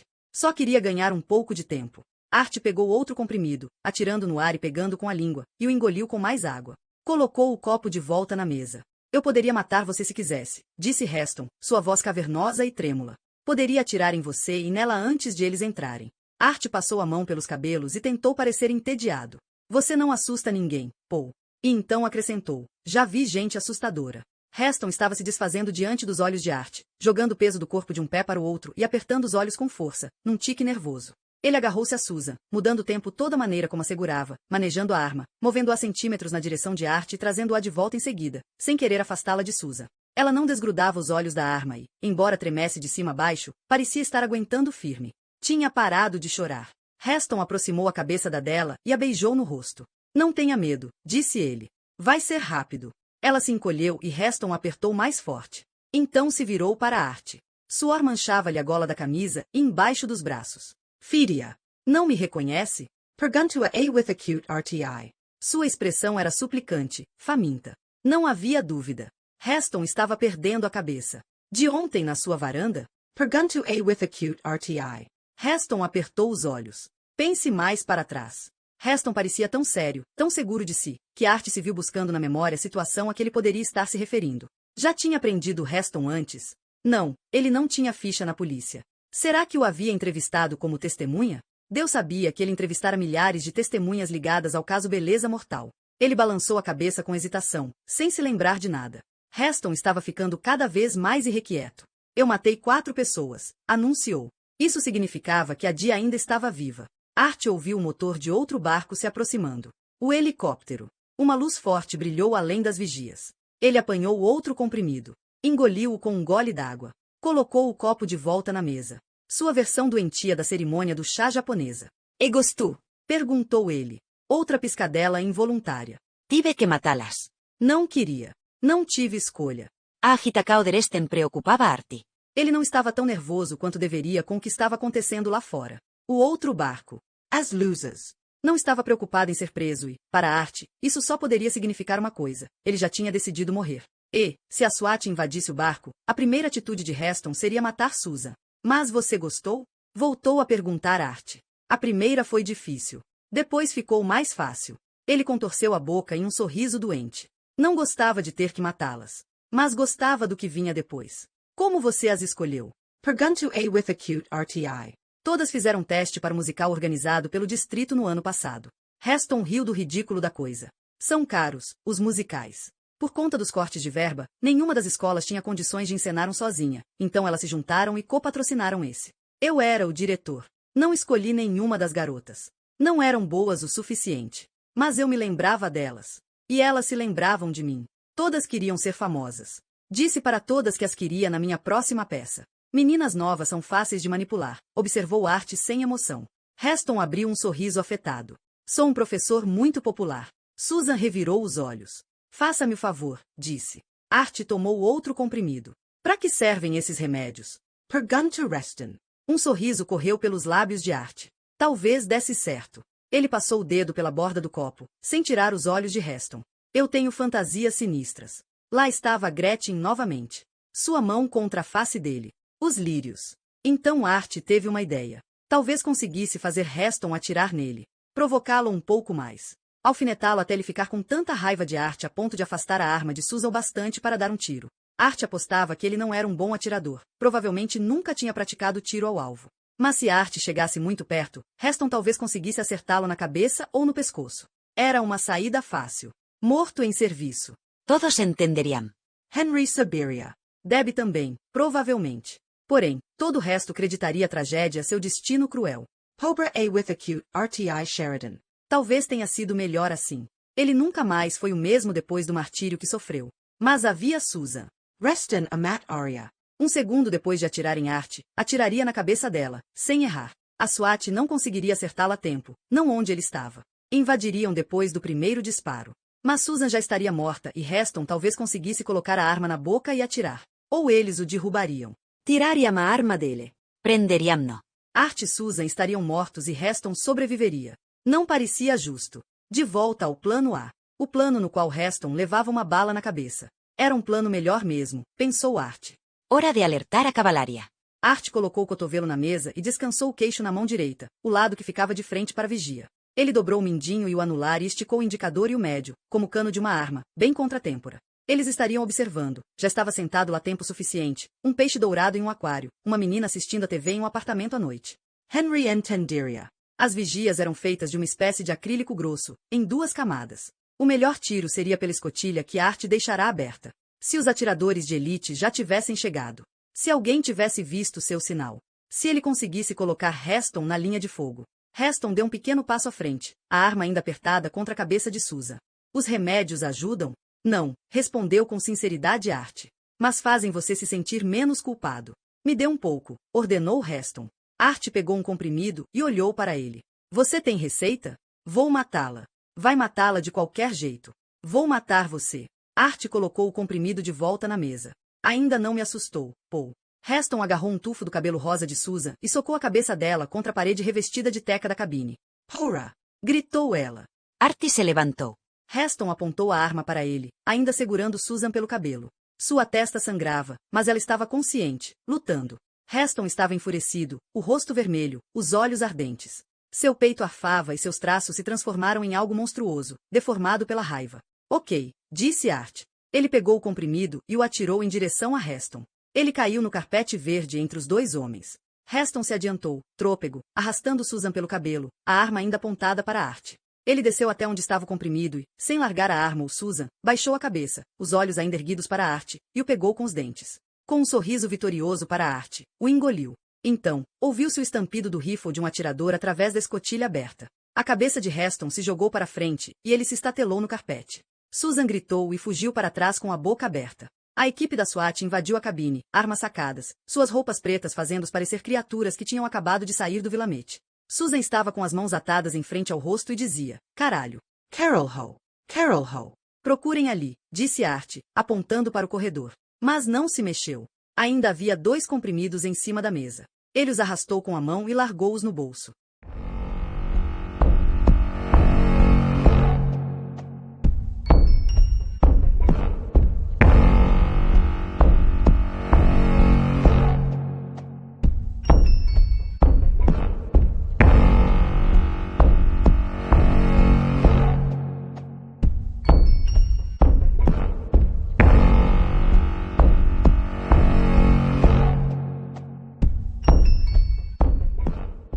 Capítulo 48.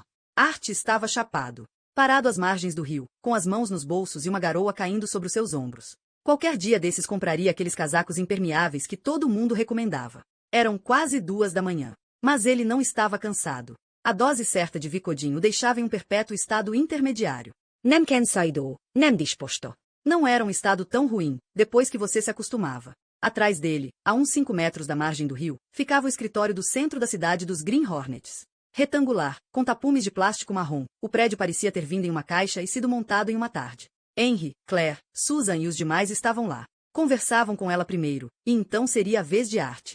Tinha fugido para pegar um pouco de ar. O Chris Craft havia sido rebocado até o ancoradouro e Art observava os técnicos da perícia montarem as luzes de 1800 watts que iluminavam o exterior do barco, como se fosse um set de filmagem. A Dee Jackson estava a caminho do hospital. A névoa do roipinol já estava se dissipando e ela estava consciente, embora ainda confusa e incapaz de responder a perguntas. Art torcia para que ela fosse abençoada com as propriedades mais amnésicas da droga. A imprensa ainda não havia chegado. Àquela altura já teriam ouvido o chamado da polícia, mas Portland ainda era um mercado pequeno, e as estações de TV tinham poucos funcionários à noite. Art os imaginava colocando suas capas impermeáveis de repórter, correndo para o local, prontos para entrarem ao vivo com a notícia até arrancarem a última gota daquele drama. Começaria tudo de novo. Art ouviu o homem se aproximar dele antes de vê-lo. Alguns passos e uma silhueta gorda surgiu no escuro. Art nem precisou virar a cabeça. Reconheceu o cheiro fraco de bebida e cigarros velhos. Quentin Parker, disse Art. Fiquei sabendo que você pegou outro. Você está com a matéria? Isso é uma piada? Disse Parker. Derek Rogers. Ian Harper está vindo. Ah. Parker riu. Se você já acha que ele é um imbecil, espere até conhecer a peça. Os dois ficaram um bom tempo observando, lado a lado, o Chris Craft, as luzes, o Rio Negro. Por fim, Art falou. Você nunca veio me ver no hospital. Todo mundo estava brigando para entrar no meu quarto, implorando por entrevistas, mandando flores, se fingindo de médicos. Você, não. O homenzarrão deu de ombros. Não tive tempo. Fiquei agradecido na época, disse Art. Parker tateou em busca de um cigarro, o acendeu e deu uma tragada. Era pequeno em sua mão, a ponta brilhando, laranja, no escuro. Você vai ficar famoso de novo. Art ergueu os olhos para o céu. A lua era uma mancha de luz atrás das nuvens. Acho que vou me mudar para a Austrália. Tome cuidado, Sheridan. Aquelas matérias que Susan escreveu causaram frisson. Toda essa coisa de herói trágico pega bem, mas daqui a pouco eles vão querer mais. Os remédios. Seus encontros semanais com Gretchen Lowell. Vamos comer você vivo por essa porra. O prefeito, Henry, eles só podem protegê-lo até certo ponto. Se o quarto poder farejar sangue, vai ser uma carnificina. Obrigado pelo conselho. Péssima escolha, hein? Disse Parker, levando a mão à boca, o cigarro como uma pequena lanterna. O quê? Pergun to a with acute RTI. Ter se tornado policial, disse ele, olhando para o cigarro em sua mão. Devia ter virado acadêmico. Ele bateu a cinza com o meneio delicado do punho grande. Dado aula em algum lugar. Tarde demais, falou Art. Quanto a mim, queria ser vendedor de carros. Ele olhou para longe e sorriu. Oldsmobiles. Deu de ombros para Art e examinou o cigarro. Acabei tendo que virar contínuo. Estava no ensino médio, 1959. Nunca fiz faculdade. O jornal costumava ser impresso lá mesmo. No porao. Eu adorava o cheiro de tinta. Levou o cigarro à boca mais uma vez, deu uma tragada e soltou a fumaça. Hoje em dia, os jornais só contratam um sujeito para um estágio não remunerado se ele tiver um diploma dessas faculdades de elite. Os tempos mudam. Como está nossa garota? Art ergueu os olhos para o prédio. Puta da vida. Ela é uma garota e tanto. Posso pegar um chiclete? Perguntou Susan. Ela estava em uma sala de fundos do escritório da Polícia Marítima com Henry e Claire. Havia uma mesa na sala e uma cadeira de escritório. As paredes eram cobertas de cartas náuticas. A mesa estava entulhada de pastas pretas com o brasão da cidade estampado nelas e folhas de papel brancas e rosa que pareciam ser vários formulários e relatórios, com quadradinhos esticados, explicações preenchidas, carimbadas, certificadas e assinadas. Era o escritório de um homem. Havia fotos coloridas dele penduradas nas paredes em molduras vagabundas de diploma. Pescando. Acompanhado de outros homens de uniforme verde. Fotos de estúdio com a família. Ele usava bigode e era uma pessoa exuberante. Em algumas das fotos mais recentes, tinha barba. À esquerda da mesa, havia uma estante de metal de 4 prateleiras, abarrotada de livros sobre leis marítimas e a história do Oregon. Em cima da estante, uma jarra de chicletes grandes e rosa. Claro. Claire tirou um chiclete da jarra e o entregou para Susan. Susan o desembrulhou e o colocou na boca. Suas mãos ainda doíam por conta da fita e os punhos estavam escoriados. O chiclete era doce e duro. Está velho, declarou Susan com tristeza. Só mais algumas perguntas, disse Claire, antes que sua mãe arrombe a porta. Minha mãe está aqui? Perguntou Susan, surpresa. Lá fora, disse Henry. Eles praticamente tiveram que aplicar uma chave de pescoço nela para mantê-la longe enquanto terminávamos nosso serviço. Bliss estava lá. Tinha vindo e estava esperando por ela. Aquilo era algo que uma mãe faria. Susan imaginou os policiais tendo que lidar com ela. Bliss provavelmente estava mandando em todo mundo, ameaçando ir ao Ministério Público. Susan sorriu alegremente. O que foi? Perguntou Claire. Nada, disse Susan. Vá em frente. Eles estavam fazendo as mesmas perguntas há quase uma hora. Susan tinha a impressão de ter recontado, minuto a minuto, cada interação que tivera com Paul Heston desde os 14 anos de idade. Havia contado como ele manipulara a Dee. Agora não queria mais pensar nele. Sua cabeça latejava. Os paramédicos tinham fechado o corte em sua testa com curativos, mas ela acordaria com um belo de um olho roxo pela manhã. Queria um cigarro. E um banho. E queria sua mãe. Claire estava recostada em uma das paredes, Henry na outra. Tem certeza de que ele não mencionou nenhuma outra garota? Garotas sobre as quais a gente talvez não saiba? Tenho, disse Susan. E você não tem nenhuma das cartas que ele enviou guardada? Tinham sido centenas. Elas atirara na fogueira no aniversário do seu pai morto, quando ainda estava na faculdade. Me librei de todas. Há anos. Claire examinou Susan cuidadosamente. Você está bem? Não precisa ir ao hospital? Susan tocou o pescoço, onde uma marca vermelha feia se formara. Doía, mas iria sarar. Vou ficar bem. Ouviu-se uma batida na porta. Henry abriu e Art Sheridan entrou. Podemos terminar isso pela manhã? Perguntou. Deixar Susan ir para casa e dormir um pouco? Claro, disse Henry. Ele olhou para o relógio e se virou para Claire. Ainda quer voltar à casa de MC Calum? Pra quê? Perguntou A with acute RTI. Ele quer ver se consegue achar a porra da gata, disse Claire. Ela fez uma careta para Art. É um coração mole. Qual o problema? Disse Henry, enquanto saía da sala com Claire. Eu gosto de gatos. O cabelo e as roupas de Art brilhavam por conta da umidade. Ele parecia algo que tivesse sido largado no jardim a noite inteira e ficado coberto de orvalho. Susan teve vontade de pular nos braços dele. Você está todo molhado, observou ela. Está chovendo, disse Art. Graças a Deus, murmurou Susan. E então começou a chorar. Sentiu Art se ajoelhar perto dela, enlaçá-la com o braço e puxá-la contra seu blazer de veludo cotelé. Permitiu-se solucar. Não porque queria, mas porque não conseguia evitar. Seu corpo inteiro tremia e arfava. Ela escondeu o rosto. Art cheirava a chuva. O suéter dele arranhava sua bochecha, mas ela não se importava. Depois de alguns minutos, Susan ergueu os olhos e Henry e Claire não estavam mais lá. Melhor agora? Perguntou Art com brandura. Susan estendeu as mãos diante de si e viu que elas tremiam. Não. Está com medo? Perguntou ele. Susan refletiu sobre a pergunta. A frase me cagando de medo me vem à mente. Art a olhou nos olhos. Vai passar, falou. Ela examinou o rosto dele, os olhos cheios de bondade, as pupilas pequeninas. Tinha sido uma performance e tanto no barco. Se é que tinha sido uma performance. Do que você tem medo, Art? Perguntou ela. Art lançou-lhe um olhar divertido, ressabiado. Isso é para sua matéria? É. Susan olhou para ele por um instante e riu. Mas podemos falar em off, se você quiser. Ele ficou pensativo, carrancudo e pareceu afastar alguma ideia incômoda da cabeça. Acho que já chega de ser assunto de reportagem, por enquanto, falou. Susan assentiu e, naquele momento, percebeu que Art nunca contará nada a ela, que nunca havia deixado ver nada, que não queria que ela soubesse. Não importava. Ele podia ter seus segredos. Ela ficaria com os seus. Ele disse que eu era a pessoa dele, falou ela. Disse que todos pertencemos a alguém no mundo. Que estamos ligados a essa pessoa. E que eu era dele. Disse que não adiantava negar. Art colocou a mão no braço dela.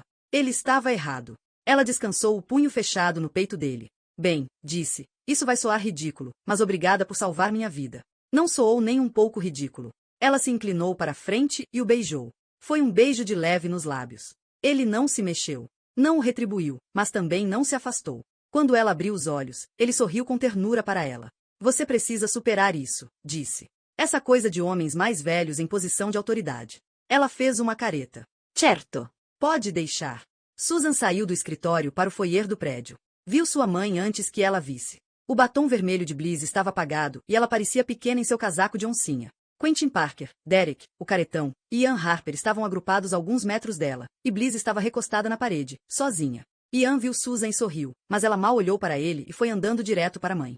Bliss ergueu os olhos e desatou a chorar, envolvendo Susan em seus braços. Ela cheirava cigarros mentolados e pelagem velha molhada, e apertava Susan como se as duas pudessem se fundir em uma pessoa só. Susan sabia que seus colegas estavam olhando, quase não sentia vergonha. Eles me falaram sobre Heston, disse Bliss em um sussurro trêmulo. Sinto muito, querida. Sinto muito. Tudo bem, disse Susan. Ela se soltou da mãe e a beijou no rosto. Acho que vai ficar tudo bem agora. Ela apertou os olhos para enxergar além de uma fileira de janelas respingadas de chuva e, por um instante, achou que via a luz do dia, até perceber que as luzes eram das câmeras de TV. Ela era notícia e todos queriam uma imagem sua para os noticiários da manhã. Teria que dar um jeito de fazer algo diferente com o cabelo. Talvez pintá-lo de azul. Ei, disse Susan à mãe. Posso filar um cigarro? Bliss friends you as sobrancellas. Você vai arranjar um câncer de pulmão, disse. Susan fuzilou a mãe com o olhar. Me dá um cigarro, Bliss. Bliss tirou um maço de cigarros mentolados da sua bolsa enorme e estendeu um para Susan. Então o puxou de volta quando Susan tentou pegá-lo. Me chame de mãe, disse. Me dá um cigarro. Susan se deteve e contraiu o rosto com esforço. Mãe. Agora tente mãezinha querida. Me dá a porra do cigarro. As duas riram e Bliss deu o cigarro a Susan, enfiando um isqueiro de plástico em suas mãos. Parker se aproximou. Precisamos conversar, disse a Susan. E não só porque eu quero pegar o furo antes daqueles babacas que estão esperando lá fora. Posso te dar os fatos, disse Susan. Mas vou enviar um pungente relato pessoal pela manhã. Lá estava Ian. Ele estava usando um blusão dos Yankees, claramente colocado depois de uma ligação no meio da noite. E tudo que ela conseguiu pensar foi: você foi dormir sabendo que eu estava desaparecida? Seu babaca. Porém, ele a olhou como se nada tivesse mudado. Como se ela não tivesse mudado. Bem, não tinha mesmo. Mas planejava mudar. Colocou o cigarro na boca, acendeu e devolveu o isqueiro para a mãe. Quase não notou que suas mãos ainda tremiam. Deu uma tragada no cigarro, com muita afetação, como tinha visto naqueles filmes franceses antigos, e olhou bem para ele, arrogante, condescendente, professoral. Viu em Ian cada chefe, cada professor com o qual dormira na vida. Talvez estivesse na hora de pensar em fazer análise. Ela ficou imaginando se o plano de saúde do jornal cobriria. Provavelmente não era a hora certa para perguntar. Assim que essa coisa toda terminar, disse a Ian, quero trabalhar exclusivamente na matéria sobre Molly Palmer. É suicídio profissional, protestou ele. Então, como último recurso de dissuasão, jornalismo de tabloide. Ai, disse Bliss. Minha filha, mãe, avisou Susan, e Bliss ficou quieta. Susan estava controlada, indomita. Molly era uma adolescente. Ian, quero descobrir o que aconteceu. Quero ouvir o lado dela da história. Ian suspirou e jogou o corpo para trás. Abriu a boca como se quisesse discutir, então pareceu pensar melhor e jogou as mãos para o ar. A fumaça do cigarro de Susan estava entrando nos seus olhos. Ela não o tirou do lugar. Você não vai convencê-la a falar, disse ele. Ela não abriu a boca para ninguém. Mas se você quer tentar, deixou a frase incompleta. Bliss não dirigia e o carro de Susan estava no Pearl District. Você não tem dinheiro para um táxi, tem? Perguntou Susan à mãe. Bliss franziu o senho. Não ando com dinheiro, disse. Sua bolsa, disse Parker a Susan, tirando a bolsinha preta dela do bolso do paletó para lhe entregar. Deixo vocês duas em casa quando estiverem prontas. Era Derek, o caretão. Não tivera tempo de secar o cabelo, que espichava da sua cabeça como grama. Vou precisar que você me envie a matéria, garoto, disse Parker. Coloque-a no site, senão alguém dá o furo antes da gente. Se for cedo para casa, não espere ver seu nome nela. Derek deu de ombros, lançando um olhar para Susan. Haverá outras. Preciso de um novo assistente, disse Parker a Ian. Esse não está dando certo. Mas Susan sabia que ele estava brincando. Qual é seu carro? Pergunta Susan a Derek. Deixe-me adivinhar. Jetta. Não. Taurus. Derek balançou um molho de chaves entre os dedos. Um Mercedes antigo, disse ele. A biodiesel. Susan tentou ignorar o sorriso que via se espalhar lentamente pelo rosto de Bliss. Antes tenho que passar no meu apartamento para pegar meu laptop, disse Susan a Derek, dando outra tragada no cigarro. Depois quero ir para casa. Para a casa de Bliss. As sobrancelhas de Derek saltaram. Para a casa da minha mãe, apressou-se explicar Susan, remexendo dentro da bolsa em busca do celular. Ela mora na região sudeste. Olhou para a tela do aparelho. Tinha 18 novas mensagens. Bliss? Repetiu Derek. Bliss estendeu a mão. Como vai? Disse ela. Susan ia dizer algo, mas a caixa postal chamou sua atenção. A primeira mensagem era de Molly Palmer. Anne vestiu seu casaco de couro longo com jogar de ombros. Não era mais necessária, mas sempre gostava de ficar até o final. Dava-lhe uma sensação de desfecho. Enfiou a mão no bolso para pegar a chave do carro enquanto saía do prédio. O clima úmido do noroeste estava oficialmente de volta. Anne não sabia como o pessoal de lá aguentava. Para ela, era como se o mundo inteiro estivesse apodrecendo ao seu redor. Bom trabalho hoje. Era Art, parado na garoa bem na entrada. And sorry. Quer uma carona? Pergunto. Estou voltando para o Eachan. Posso deixar você em casa? Não. Estou esperando um táxi. Anne olhou para dentro do prédio, onde Claire e Henry conversavam com os peritos. Algum deles pode te levar. Art deu de ombros. Tenho que parar em um lugar antes. A essa hora da noite. Pergunto Anne. Tinha uma ideia de qual seria o destino dele. Ela mesma fora ver Gretchen Lowell, naqueles primeiros dias em que Art estava em coma induzido. O perfil mal feito de Anne ainda incomodava, e ela achou que poderia aprender alguma coisa com a beleza mortal. Gretchen, no entanto, se recusará a falar. Ela ficou muda durante 1 hora na cela, enquanto Anne a enchia de perguntas. E então, quando Anne se levantou para ir embora, ela finalmente falou. Uma frase. Ele ainda está vivo? Você vai embora amanhã, ou vai ficar para todas as coletivas de parabéns? Pergunto a with acute RTI. Anne deixou que ele mudasse de assunto. Vou pegar o voo da noite. Ela sabia que não adiantava forçar a barra, ele precisava estar disposto a receber ajuda. Mas era doloroso vê-lo sofrer, e mais doloroso ainda saber que não podia fazer nada para ajudá-lo. Então ainda estarei aqui de dia, disse. Mas não iria às coletivas. Havia 2 tênis número 46 na loja da Nike reservados para os filhos dela. Mesmo assim, acrescentou, por via das dúvidas, se quiser conversar. Art tateou algo no bolso do paletó e olhou para os sapatos. Preciso conversar com alguém.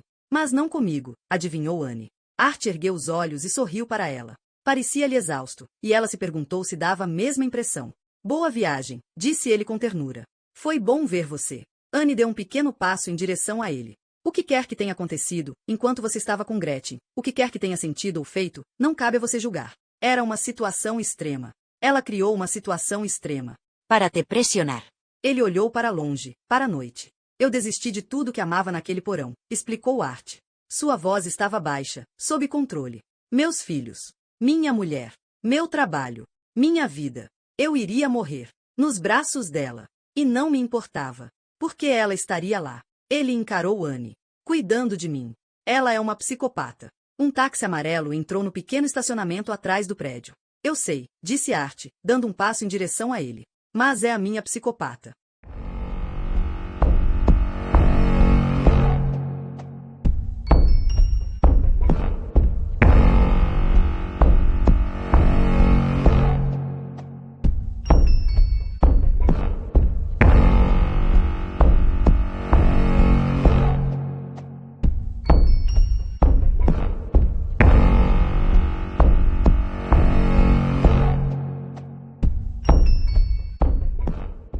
Capítulo 49.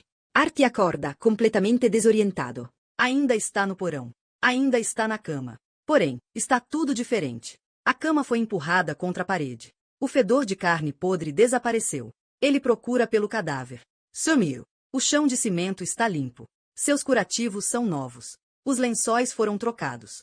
Ele tinha sido lavado. O porão cheira a amônia. Ele busca alguma lembrança nas imagens fragmentadas da sua mente. Você dormiu 2 dias. Gretchen surge de trás dele. Está de roupas novas, calças pretas e suéter de cachemira cinza. O cabelo loiro está limpo e bem penteado em um rabo de cavalo lustroso. Art pisca para ela, a cabeça ainda confusa. Não entendo, consegue falar com a voz fraca. Você morreu, explicou Gretchen. Mas consegui trazê-lo de volta. 10 miligramas de lidocaína. Não sabia se iria funcionar. Ela abre um sorriso brilhante. Seu coração deve ser saudável. Ele deixa a ficha cair. ¿Por qué? Porque você ainda não está pronto. Eu estou pronto, diz ele com o máximo de autoridade que consegue reunir. Gretchen lança um olhar de repreensão para ele. Só que você não tem escolha, não é mesmo? As decisões são todas minhas. Sou eu que estou mandando. Você só tem que obedecer. Ela se inclina, seu rosto a centímetros do dele, a mão quente tocando-lhe o rosto. É a coisa mais fácil do mundo, diz ela com brandura. Você se esforçou tanto por tanto tempo. Sempre a postos. Toda aquela responsabilidade. Todo mundo esperando que você tivesse as respostas. Ele sente o hálito dela contra a boca, roçando-lhe os lábios. Não olha para ela. É difícil demais. Olha para além dela. Todos acham que você está morto agora, querido. Já faz muito tempo. Não deixo ninguém ficar vivo tanto tempo assim. Henry sabe disso. Eu acho que ele ficaria feliz. Ninguém precisa mais de você. Ela sorri e o beija na testa. Aproveite. Ele continua sentindo o beijo mesmo quando ela retira o curativo que cobre a incisão cirúrgica sobre onde costumava ficar seu baço. Mesmo quando ela observa as suturas pretas que mantêm sua carne fechada. Parece satisfeita. O inchaço diminuiu, e a vermelhidão também, comenta. Ele olha sem piscar para o teto. Não há saída. É tudo uma piada doentia. Ela poderia mantê-lo vivo lá embaixo anos a fio. Ele está à sua mercê. Mas precisa saber. O que você vai fazer comigo? Mantê-lo aqui. Até quando? Pergunta ele. Gretchen volta a se inclinar sobre Art, dessa vez olho no olho, de modo que ele não consegue deixar de encará-la. Seus olhos azuis arregalados, uma sobrancelha levemente arqueada, a pele lustrosa. Ela sorri, radiante. Até quando você quiser, diz. Ele fecha os olhos. Quero dormir. Quando acorda, ela está com a faca X-Acto em punho novamente, cortando-lhe o peito. Dói, mas ele não se importa. É uma coisinha de nada, uma picada de mosquito. Mas o faz lembrar de que está vivo. Quer que eu pare? Pergunta ela, sem erguer os olhos. Não, diz ele. Estou torcendo para você cortar uma artéria. Sua voz sai frágil, a garganta ainda ardendo de dor. Ela coloca a palma da mão no rosto dele e se inclina para perto do seu ouvido, como se quisesse compartilhar um segredo. E quanto às suas crianças? Você não quer viver para eles? Os rostos meigos de Ben e Sarah lampejam diante dele e ele apaga a imagem da sua mente, até não restar nada. Ele vira a cabeça para a parede. Não tenho filhos. Quanto tempo faz? Art pergunta a ela. O fato de ele oscilar entre a consciência e a inconsciência o fez perder totalmente a noção do tempo. Há quanto tempo estava lá? ¿Semanas? ¿Meses? Não fazia ideia. Tinha voltado a cuspir sangue. Sabe que isso a preocupa. O rosto delicado dela se tornará tenso e ela estava sempre lá, sempre ao seu lado. É a única coisa com que ele pode contar. Quer parar de cuspir sangue, para agradá-la, mas é inevitável. Ela está sentada ao seu lado. Põe uma mecha de cabelo loiro atrás da orelha e pressiona os dedos contra o punho dele para tirar seu pulso. Faz isso toda hora, e Art entende que é porque ele está morrendo. Ele sabe que ela vai ficar tocando seu punho por 15 segundos, e é a única coisa pela qual anseia. Há algo no toque dela que o consola plenamente. Ele saboreia aqueles 15 segundos, memorizando a sensação da pele dela contra a sua para poder imaginá-la quando ela tirar a mão. Desamarre-me, diz ele. Ele precisa respirar várias vezes para conseguir oxigênio bastante para falar. Mesmo assim, sua voz sai áspera e fraca. Ela nem pensa 2 vezes. Estica o braço para baixo e solta as amarras de couro que prendem um dos pulsos e depois o outro. Ele está fraco demais para erguer os braços, mesmo que poucos centímetros, mas ela leva a mão dele até a boca e beija-lhe a palma. Ele sente as lágrimas quentes no rosto dela antes mesmo de vê-las. Ela está chorando. E isso parte o seu coração. Seus próprios olhos enchem-se de lágrimas enquanto as delas esfriam na sua mão áspera. Está tudo bem, diz ele, confortando-a. Ele sorri. Porque acredita no que disse. Está tudo bem. Ele está bem onde deveria estar. Ela é tão linda e ele está tão cansado. E está quase acabando.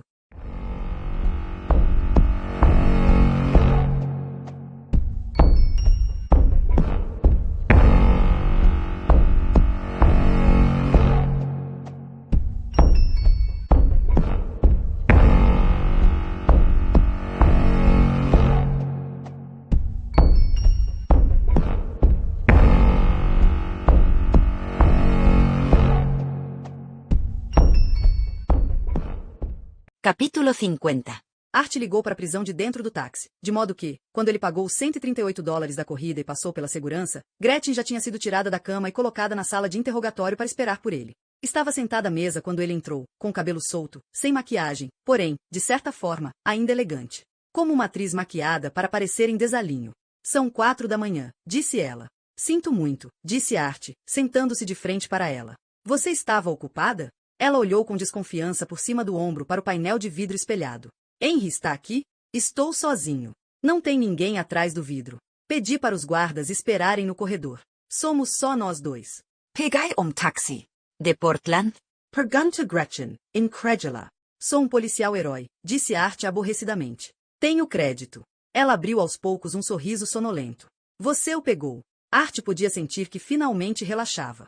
Era mais uma capitulação, na verdade. Gastava tanta energia mantendo as aparências, e com ela, não havia necessidade. Ela sabia exatamente o tamanho do estrago. Então ele deixou os músculos cederem, as pálpebras caírem, pesadas, e a voz engrossar. Podia coçar o rosto se sentisse vontade. Podia dizer tudo o que lhe vinha à cabeça sem se preocupar se estava revelando muito do que realmente pensava. Um atirador de elite o acertou na cabeça umas 3 horas atrás. Você teria gostado. Ele ergueu uma sobrancelha, reconsiderando.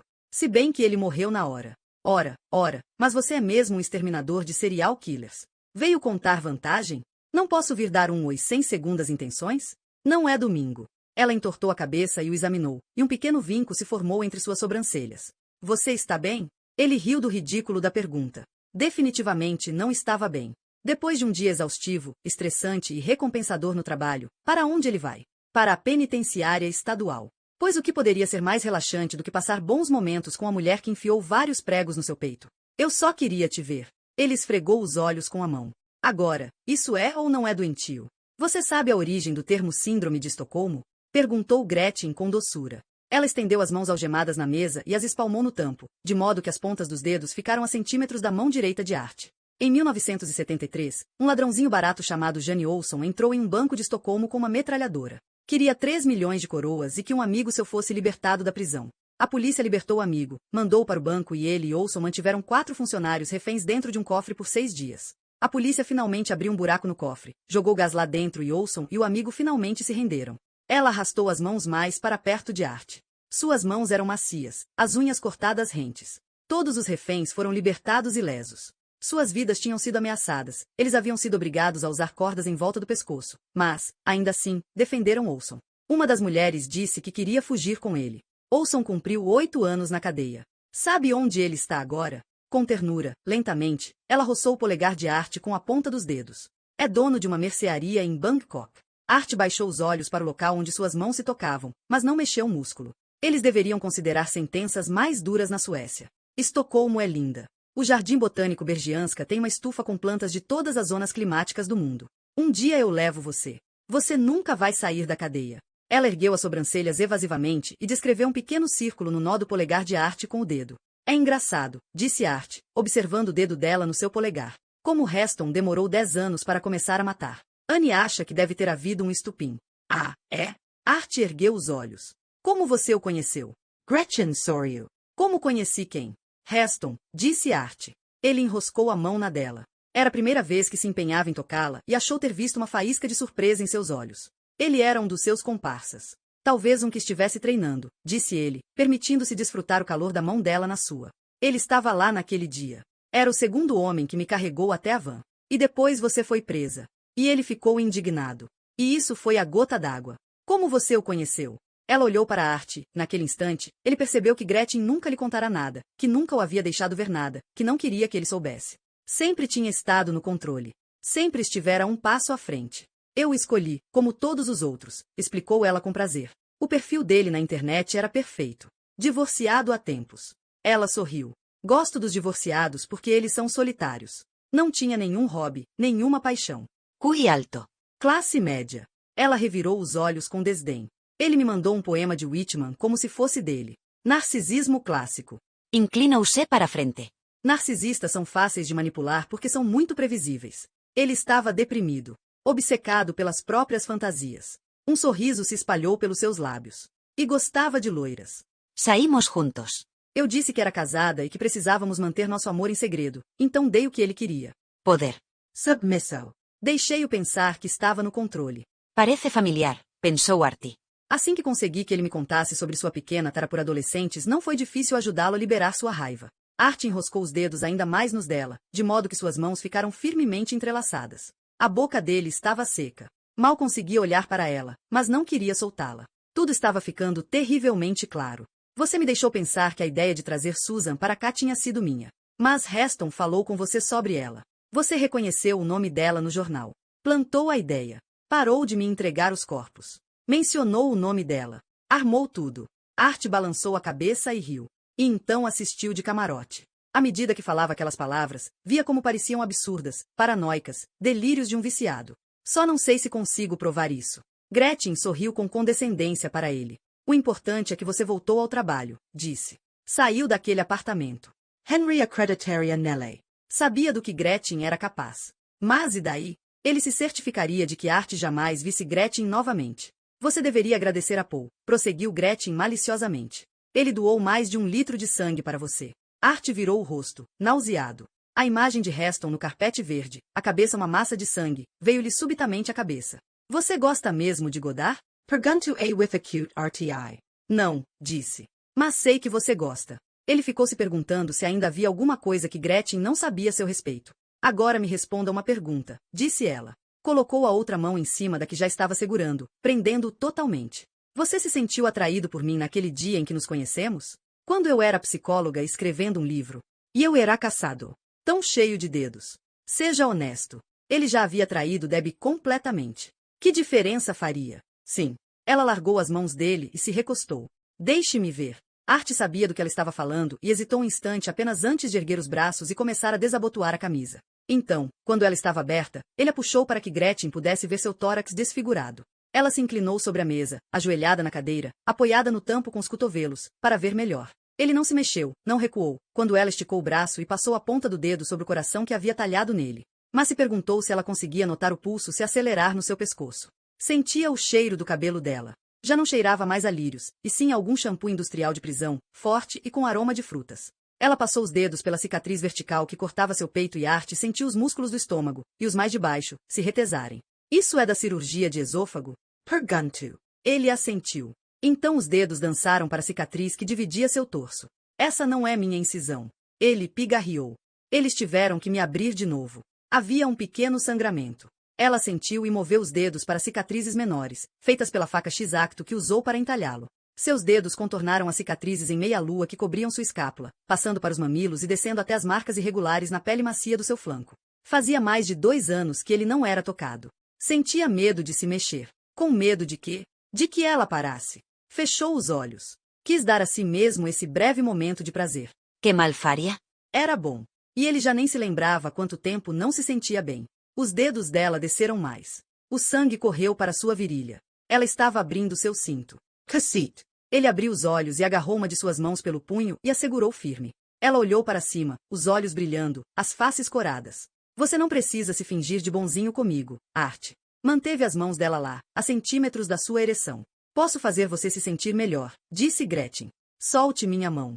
Ninguém precisa saber. Mas ele continuou segurando. Cada célula do seu corpo implorava para que ele a deixasse tocá-lo. Mas o que restava de sua mente sabia que, se deixasse, ele perderia a última coisa, ela ganharia a última parte dele. Seria o fim. Ela o teria por completo. Ela era boa demais. Conseguia torturá-lo sem encostar um dedo nele. Artie riu disso e afastou a mão dela. Qual é a graça? Perguntou ela. Ele balançou a cabeça. Você conseguiu ferrar bonito com a minha cabeça, disse. Ele pegou o porta-remédios do bolso da calça, o abriu e despejou um punhado de comprimidos na mão. Então os jogou um por um na boca, engolindo-os. Você já está chapado, observou Gretchen. Cuidado, disse Artie. Você está parecendo a Debbie. Você tem que tomar cuidado com esses remédios. O acetaminofeno vai te matar. Seus rins ainda doem? De vez em quando. Se você tiver febre, icterícia ou vômito, precisa ir para a UTI antes que ocorra a falência do fígado. Você está bebendo? Eu estou bem, querida, disse Artie. Existem maneiras mais simples de se matar. Deixe comigo. Ela o olhou no olho. É só me trazer uma gilete. Sei, disse ele com um suspiro. Você me mata, e aos 3 primeiros guardas que entrarem aqui. Não deixe minha ereção te enganar. Ainda sei quem você é. Ela estendeu o braço e tocou o rosto dele. A mão dela era quente e carinhosa, e ele aninhou a cabeça nela quase por instinto. Pobre Art, disse ela. Estou só começando com você. Ela era mesmo linda, pensou Art através da névoa dos remédios. Havia algo de delicado nela. A pele lustrosa. Os traços perfeitos. Às vezes ele se enganava pensando que ela era quase humana. Mas é claro que sabia que se tratava de um monstro. Ele virou o rosto e a mão dela caiu. Quantos homens como Heston você tem lá fora?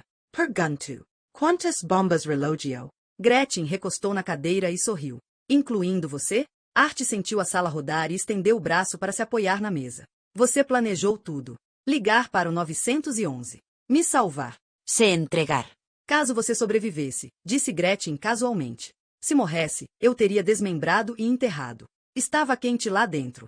Art sentia a queimação úmida do suor sob as roupas. Gretchen parecia se sentir fresca e tranquila. Talvez fossem apenas os remédios. Ele estalou o pescoço e secou o suor de cima do lábio. Conseguia sentir a cicatriz em forma de coração pulsar debaixo da camisa, seu coração de verdade batendo atrás dela. Foi um bom plano, conseguiu falar. Plantou as mãos na mesa e ficou parado. Exceto que não sou como Heston e os outros babacas que você obrigou a matar em seu lugar. Eu sei do que você é capaz. Ele correu os olhos pela sala, a tumba de concreto em que eles se encontravam toda semana. Ela o manipulara o tempo todo. Eles haviam manipulado um ao outro. Mas ele tinha um trunfo. A cartada que Gretchen pensava que ele não daria. Mas você cometeu um erro de cálculo, disse ele. Foi presa. Ele ergueu uma sobrancelha e tirou as mãos da mesa. E não pode ferrar comigo se eu não vier aqui. Gretchen não se impressionou. Você vai ficar algumas semanas sem vir. Mas vai precisar dos corpos. Ela entortou a cabeça para ele e sorriu, radiante. Vai precisar de mim. Provavelmente, pensou Art. Talvez, disse. Ela balançou a cabeça compreensivamente. Tarde demais. Você não vai se sentir melhor. Art riu. Não preciso me sentir melhor, disse. Sua voz ficou fria. Só preciso que você se sinta pior. Ela se inclinou para frente, o cabelo loiro roçando-lhe os ombros. Você ainda sonha comigo. Nunca vai conseguir tocar outra mulher sem pensar em mim. Ele colocou uma das mãos de volta na mesa e levou a outra até sua têmpora latejante. Por favor, Gretchen. Ela sorriu com maldade. Você vai pensar em mim hoje à noite, não vai? Disse ela. Quando estiver sozinho no escuro. Com seu pau na mão. Art deixou a cabeça pender por um instante. E então riu para si mesmo, ergueu os olhos e deu a volta na mesa até onde ela estava. Ela ergueu os olhos, surpresa, enquanto ele se agigantava diante dela, esticava o braço e tocava seu cabelo, os fios loiros macios entre os dedos. Ela começou a falar, mas ele colocou um dedo na sua boca e disse baixinho, ainda não está na hora de você falar. Aninhou o rosto dela nas mãos e inclinou-se para beijá-la. Colocou uma das mãos em sua nuca, no seu cabelo, à medida que as línguas se encontravam. O calor do beijo o dominou momentaneamente. Naquele beijo, ele sentia o amargo dos comprimidos, o sabor salgado do próprio suor, na boca de Gretchen, uma doçura parecida com lírios. Teve que se obrigar a desembaraçar os dedos do cabelo dela e se afastar, descolando os lábios da sua boca, subindo pela bochecha macia até a orelha. Penso em você todas as noites, sussurrou ele. Então se endireitou e disse, mas agora acabou. Ele apertou o botão ao lado da porta com a maçaneta na mão. A porta se abriu e ele a atravessou. Espere, disse ela, sua voz falhando. O coração esmurrava-lhe o peito, o gosto do beijo ainda em sua boca. Precisou se esforçar ao máximo para não olhar para trás.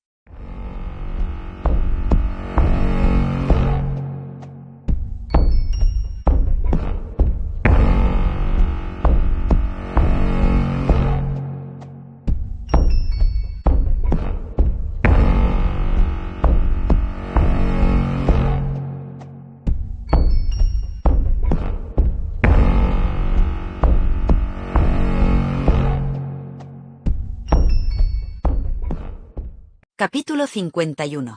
Art estava sentado na mesinha de centro olhando para os recibos dos táxis e se perguntando como faria para explicá-los quando a campainha tocou. Não tinha ido dormir. Seu sangue parecia grosso e quente, seu cérebro, turvo. Imaginava estar com uma aparência pior do que de costume. Meio que esperava encontrar um repórter à sua porta, uma câmera de TV, microfones. Mas, no fundo, sabia que seria Deb. Esperava que sim.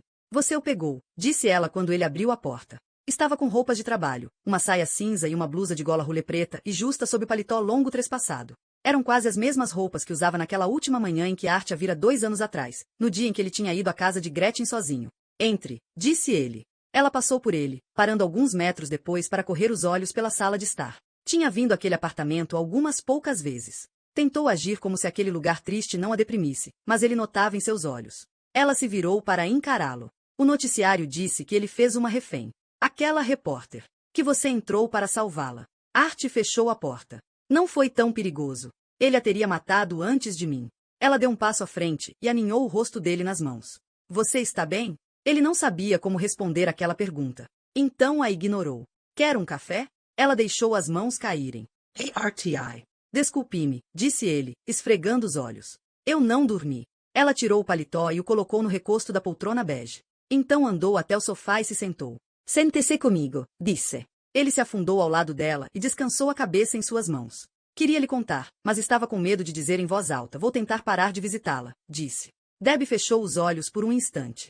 Quando os abriu, eles estavam brilhando de lágrimas. Graças a Deus, disse. Chutou os sapatos para longe e dobrou as pernas no sofá. A chuva bateu contra a janela da sala de estar. Lá se vai a previsão do tempo, pensou Art. O porta-remédios estava na mesinha de café. Tinha sido um presente de Debbie. No dia em que ele recebeu alta do hospital. Acho que você deveria vir para casa, falou Debbie. Só por alguns dias, apressou-se a acrescentar. Pode dormir no quarto de hóspedes. Vai ser bom para as crianças. E então, olhando em volta. Não gosto de pensar em você neste apartamento horrível. Art se inclinou para frente, pegou o porta-remédios e o colocou na palma da mão. Era muito bonitinho. A criança do andar de cima estava acordada. Art conseguia ouvi-la correr do seu quarto para a sala de estar, gritando. Então uma TV foi ligada. A criança dançou um pouquinho sobre suas cabeças à medida que vozes animadas e altas de personagens de desenho animado enchiam o ambiente. Debbie suspirou e o ar pareceu ficar preso na sua garganta. Qual é o problema entre a gente que torna as coisas tão difíceis para você? Art sentiu toda a dor e culpa que mantinha tão cuidadosamente sob controle começarem a queimar no seu estômago. Como poderia ao menos começar a explicar? É complicado. Ela colocou a mão sobre a dele, cobrindo o porta-remédios. Ven a para casa. Então ele permitiu que os rostos deles enchessem sua mente. Debbie, Ben, Sarah. Sua linda família. O que ele tinha feito? Tudo bem. As sobrancelhas de Debbie saltaram com incredulidade. Sério? Ele assentiu algumas vezes, tentando se convencer de que era a coisa certa a fazer, de que não tornaria tudo pior para todo mundo. Preciso dormir. E depois ir para o trabalho. Posso pedir para Henry me levar hoje à noite. Ele vai ficar feliz. Está achando que eu vou me matar. Debbie tocou sua nuca. E você vai? Art pensou sobre o assunto. Acho que não. A criança começou a dançar novamente, batendo os pés, pulando. As pancadas que dava no chão ecoavam pelo apartamento de Art. Debbie ergueu os olhos para o teto branco. Que barulho é esse? Pergunto. Art estava cansado. Seus olhos queimavam e sua cabeça estava pesada. Ele se recostou no sofá e fechou os olhos. É a criança do apartamento de cima, disse. Ele sentiu Debbie descansar a cabeça no seu ombro. Parece até lá em casa. Ele sorriu. Eu sei. Sim. Ele deixaria Gretchen para trás. Podia fazer aquilo. Podia voltar para casa e reconstruir sua família. Talvez continuar com a força-tarefa, como uma unidade para crimes especiais. Podia até diminuir os remédios. Tentar, pelo menos. Uma última tentativa de redenção. Não por si mesmo. Não pela sua família. Mas porque, se conseguisse, sairia vencedor. E Gretchen sairia derrotada. A ideia manteve o sorriso em seu rosto enquanto ele entregava o corpo cansado e ferido ao sono. Sentiu a mão relaxar em volta do porta-remédios. A última coisa que percebeu foi Debbie tirando da sua mão e colocando de volta na mesa.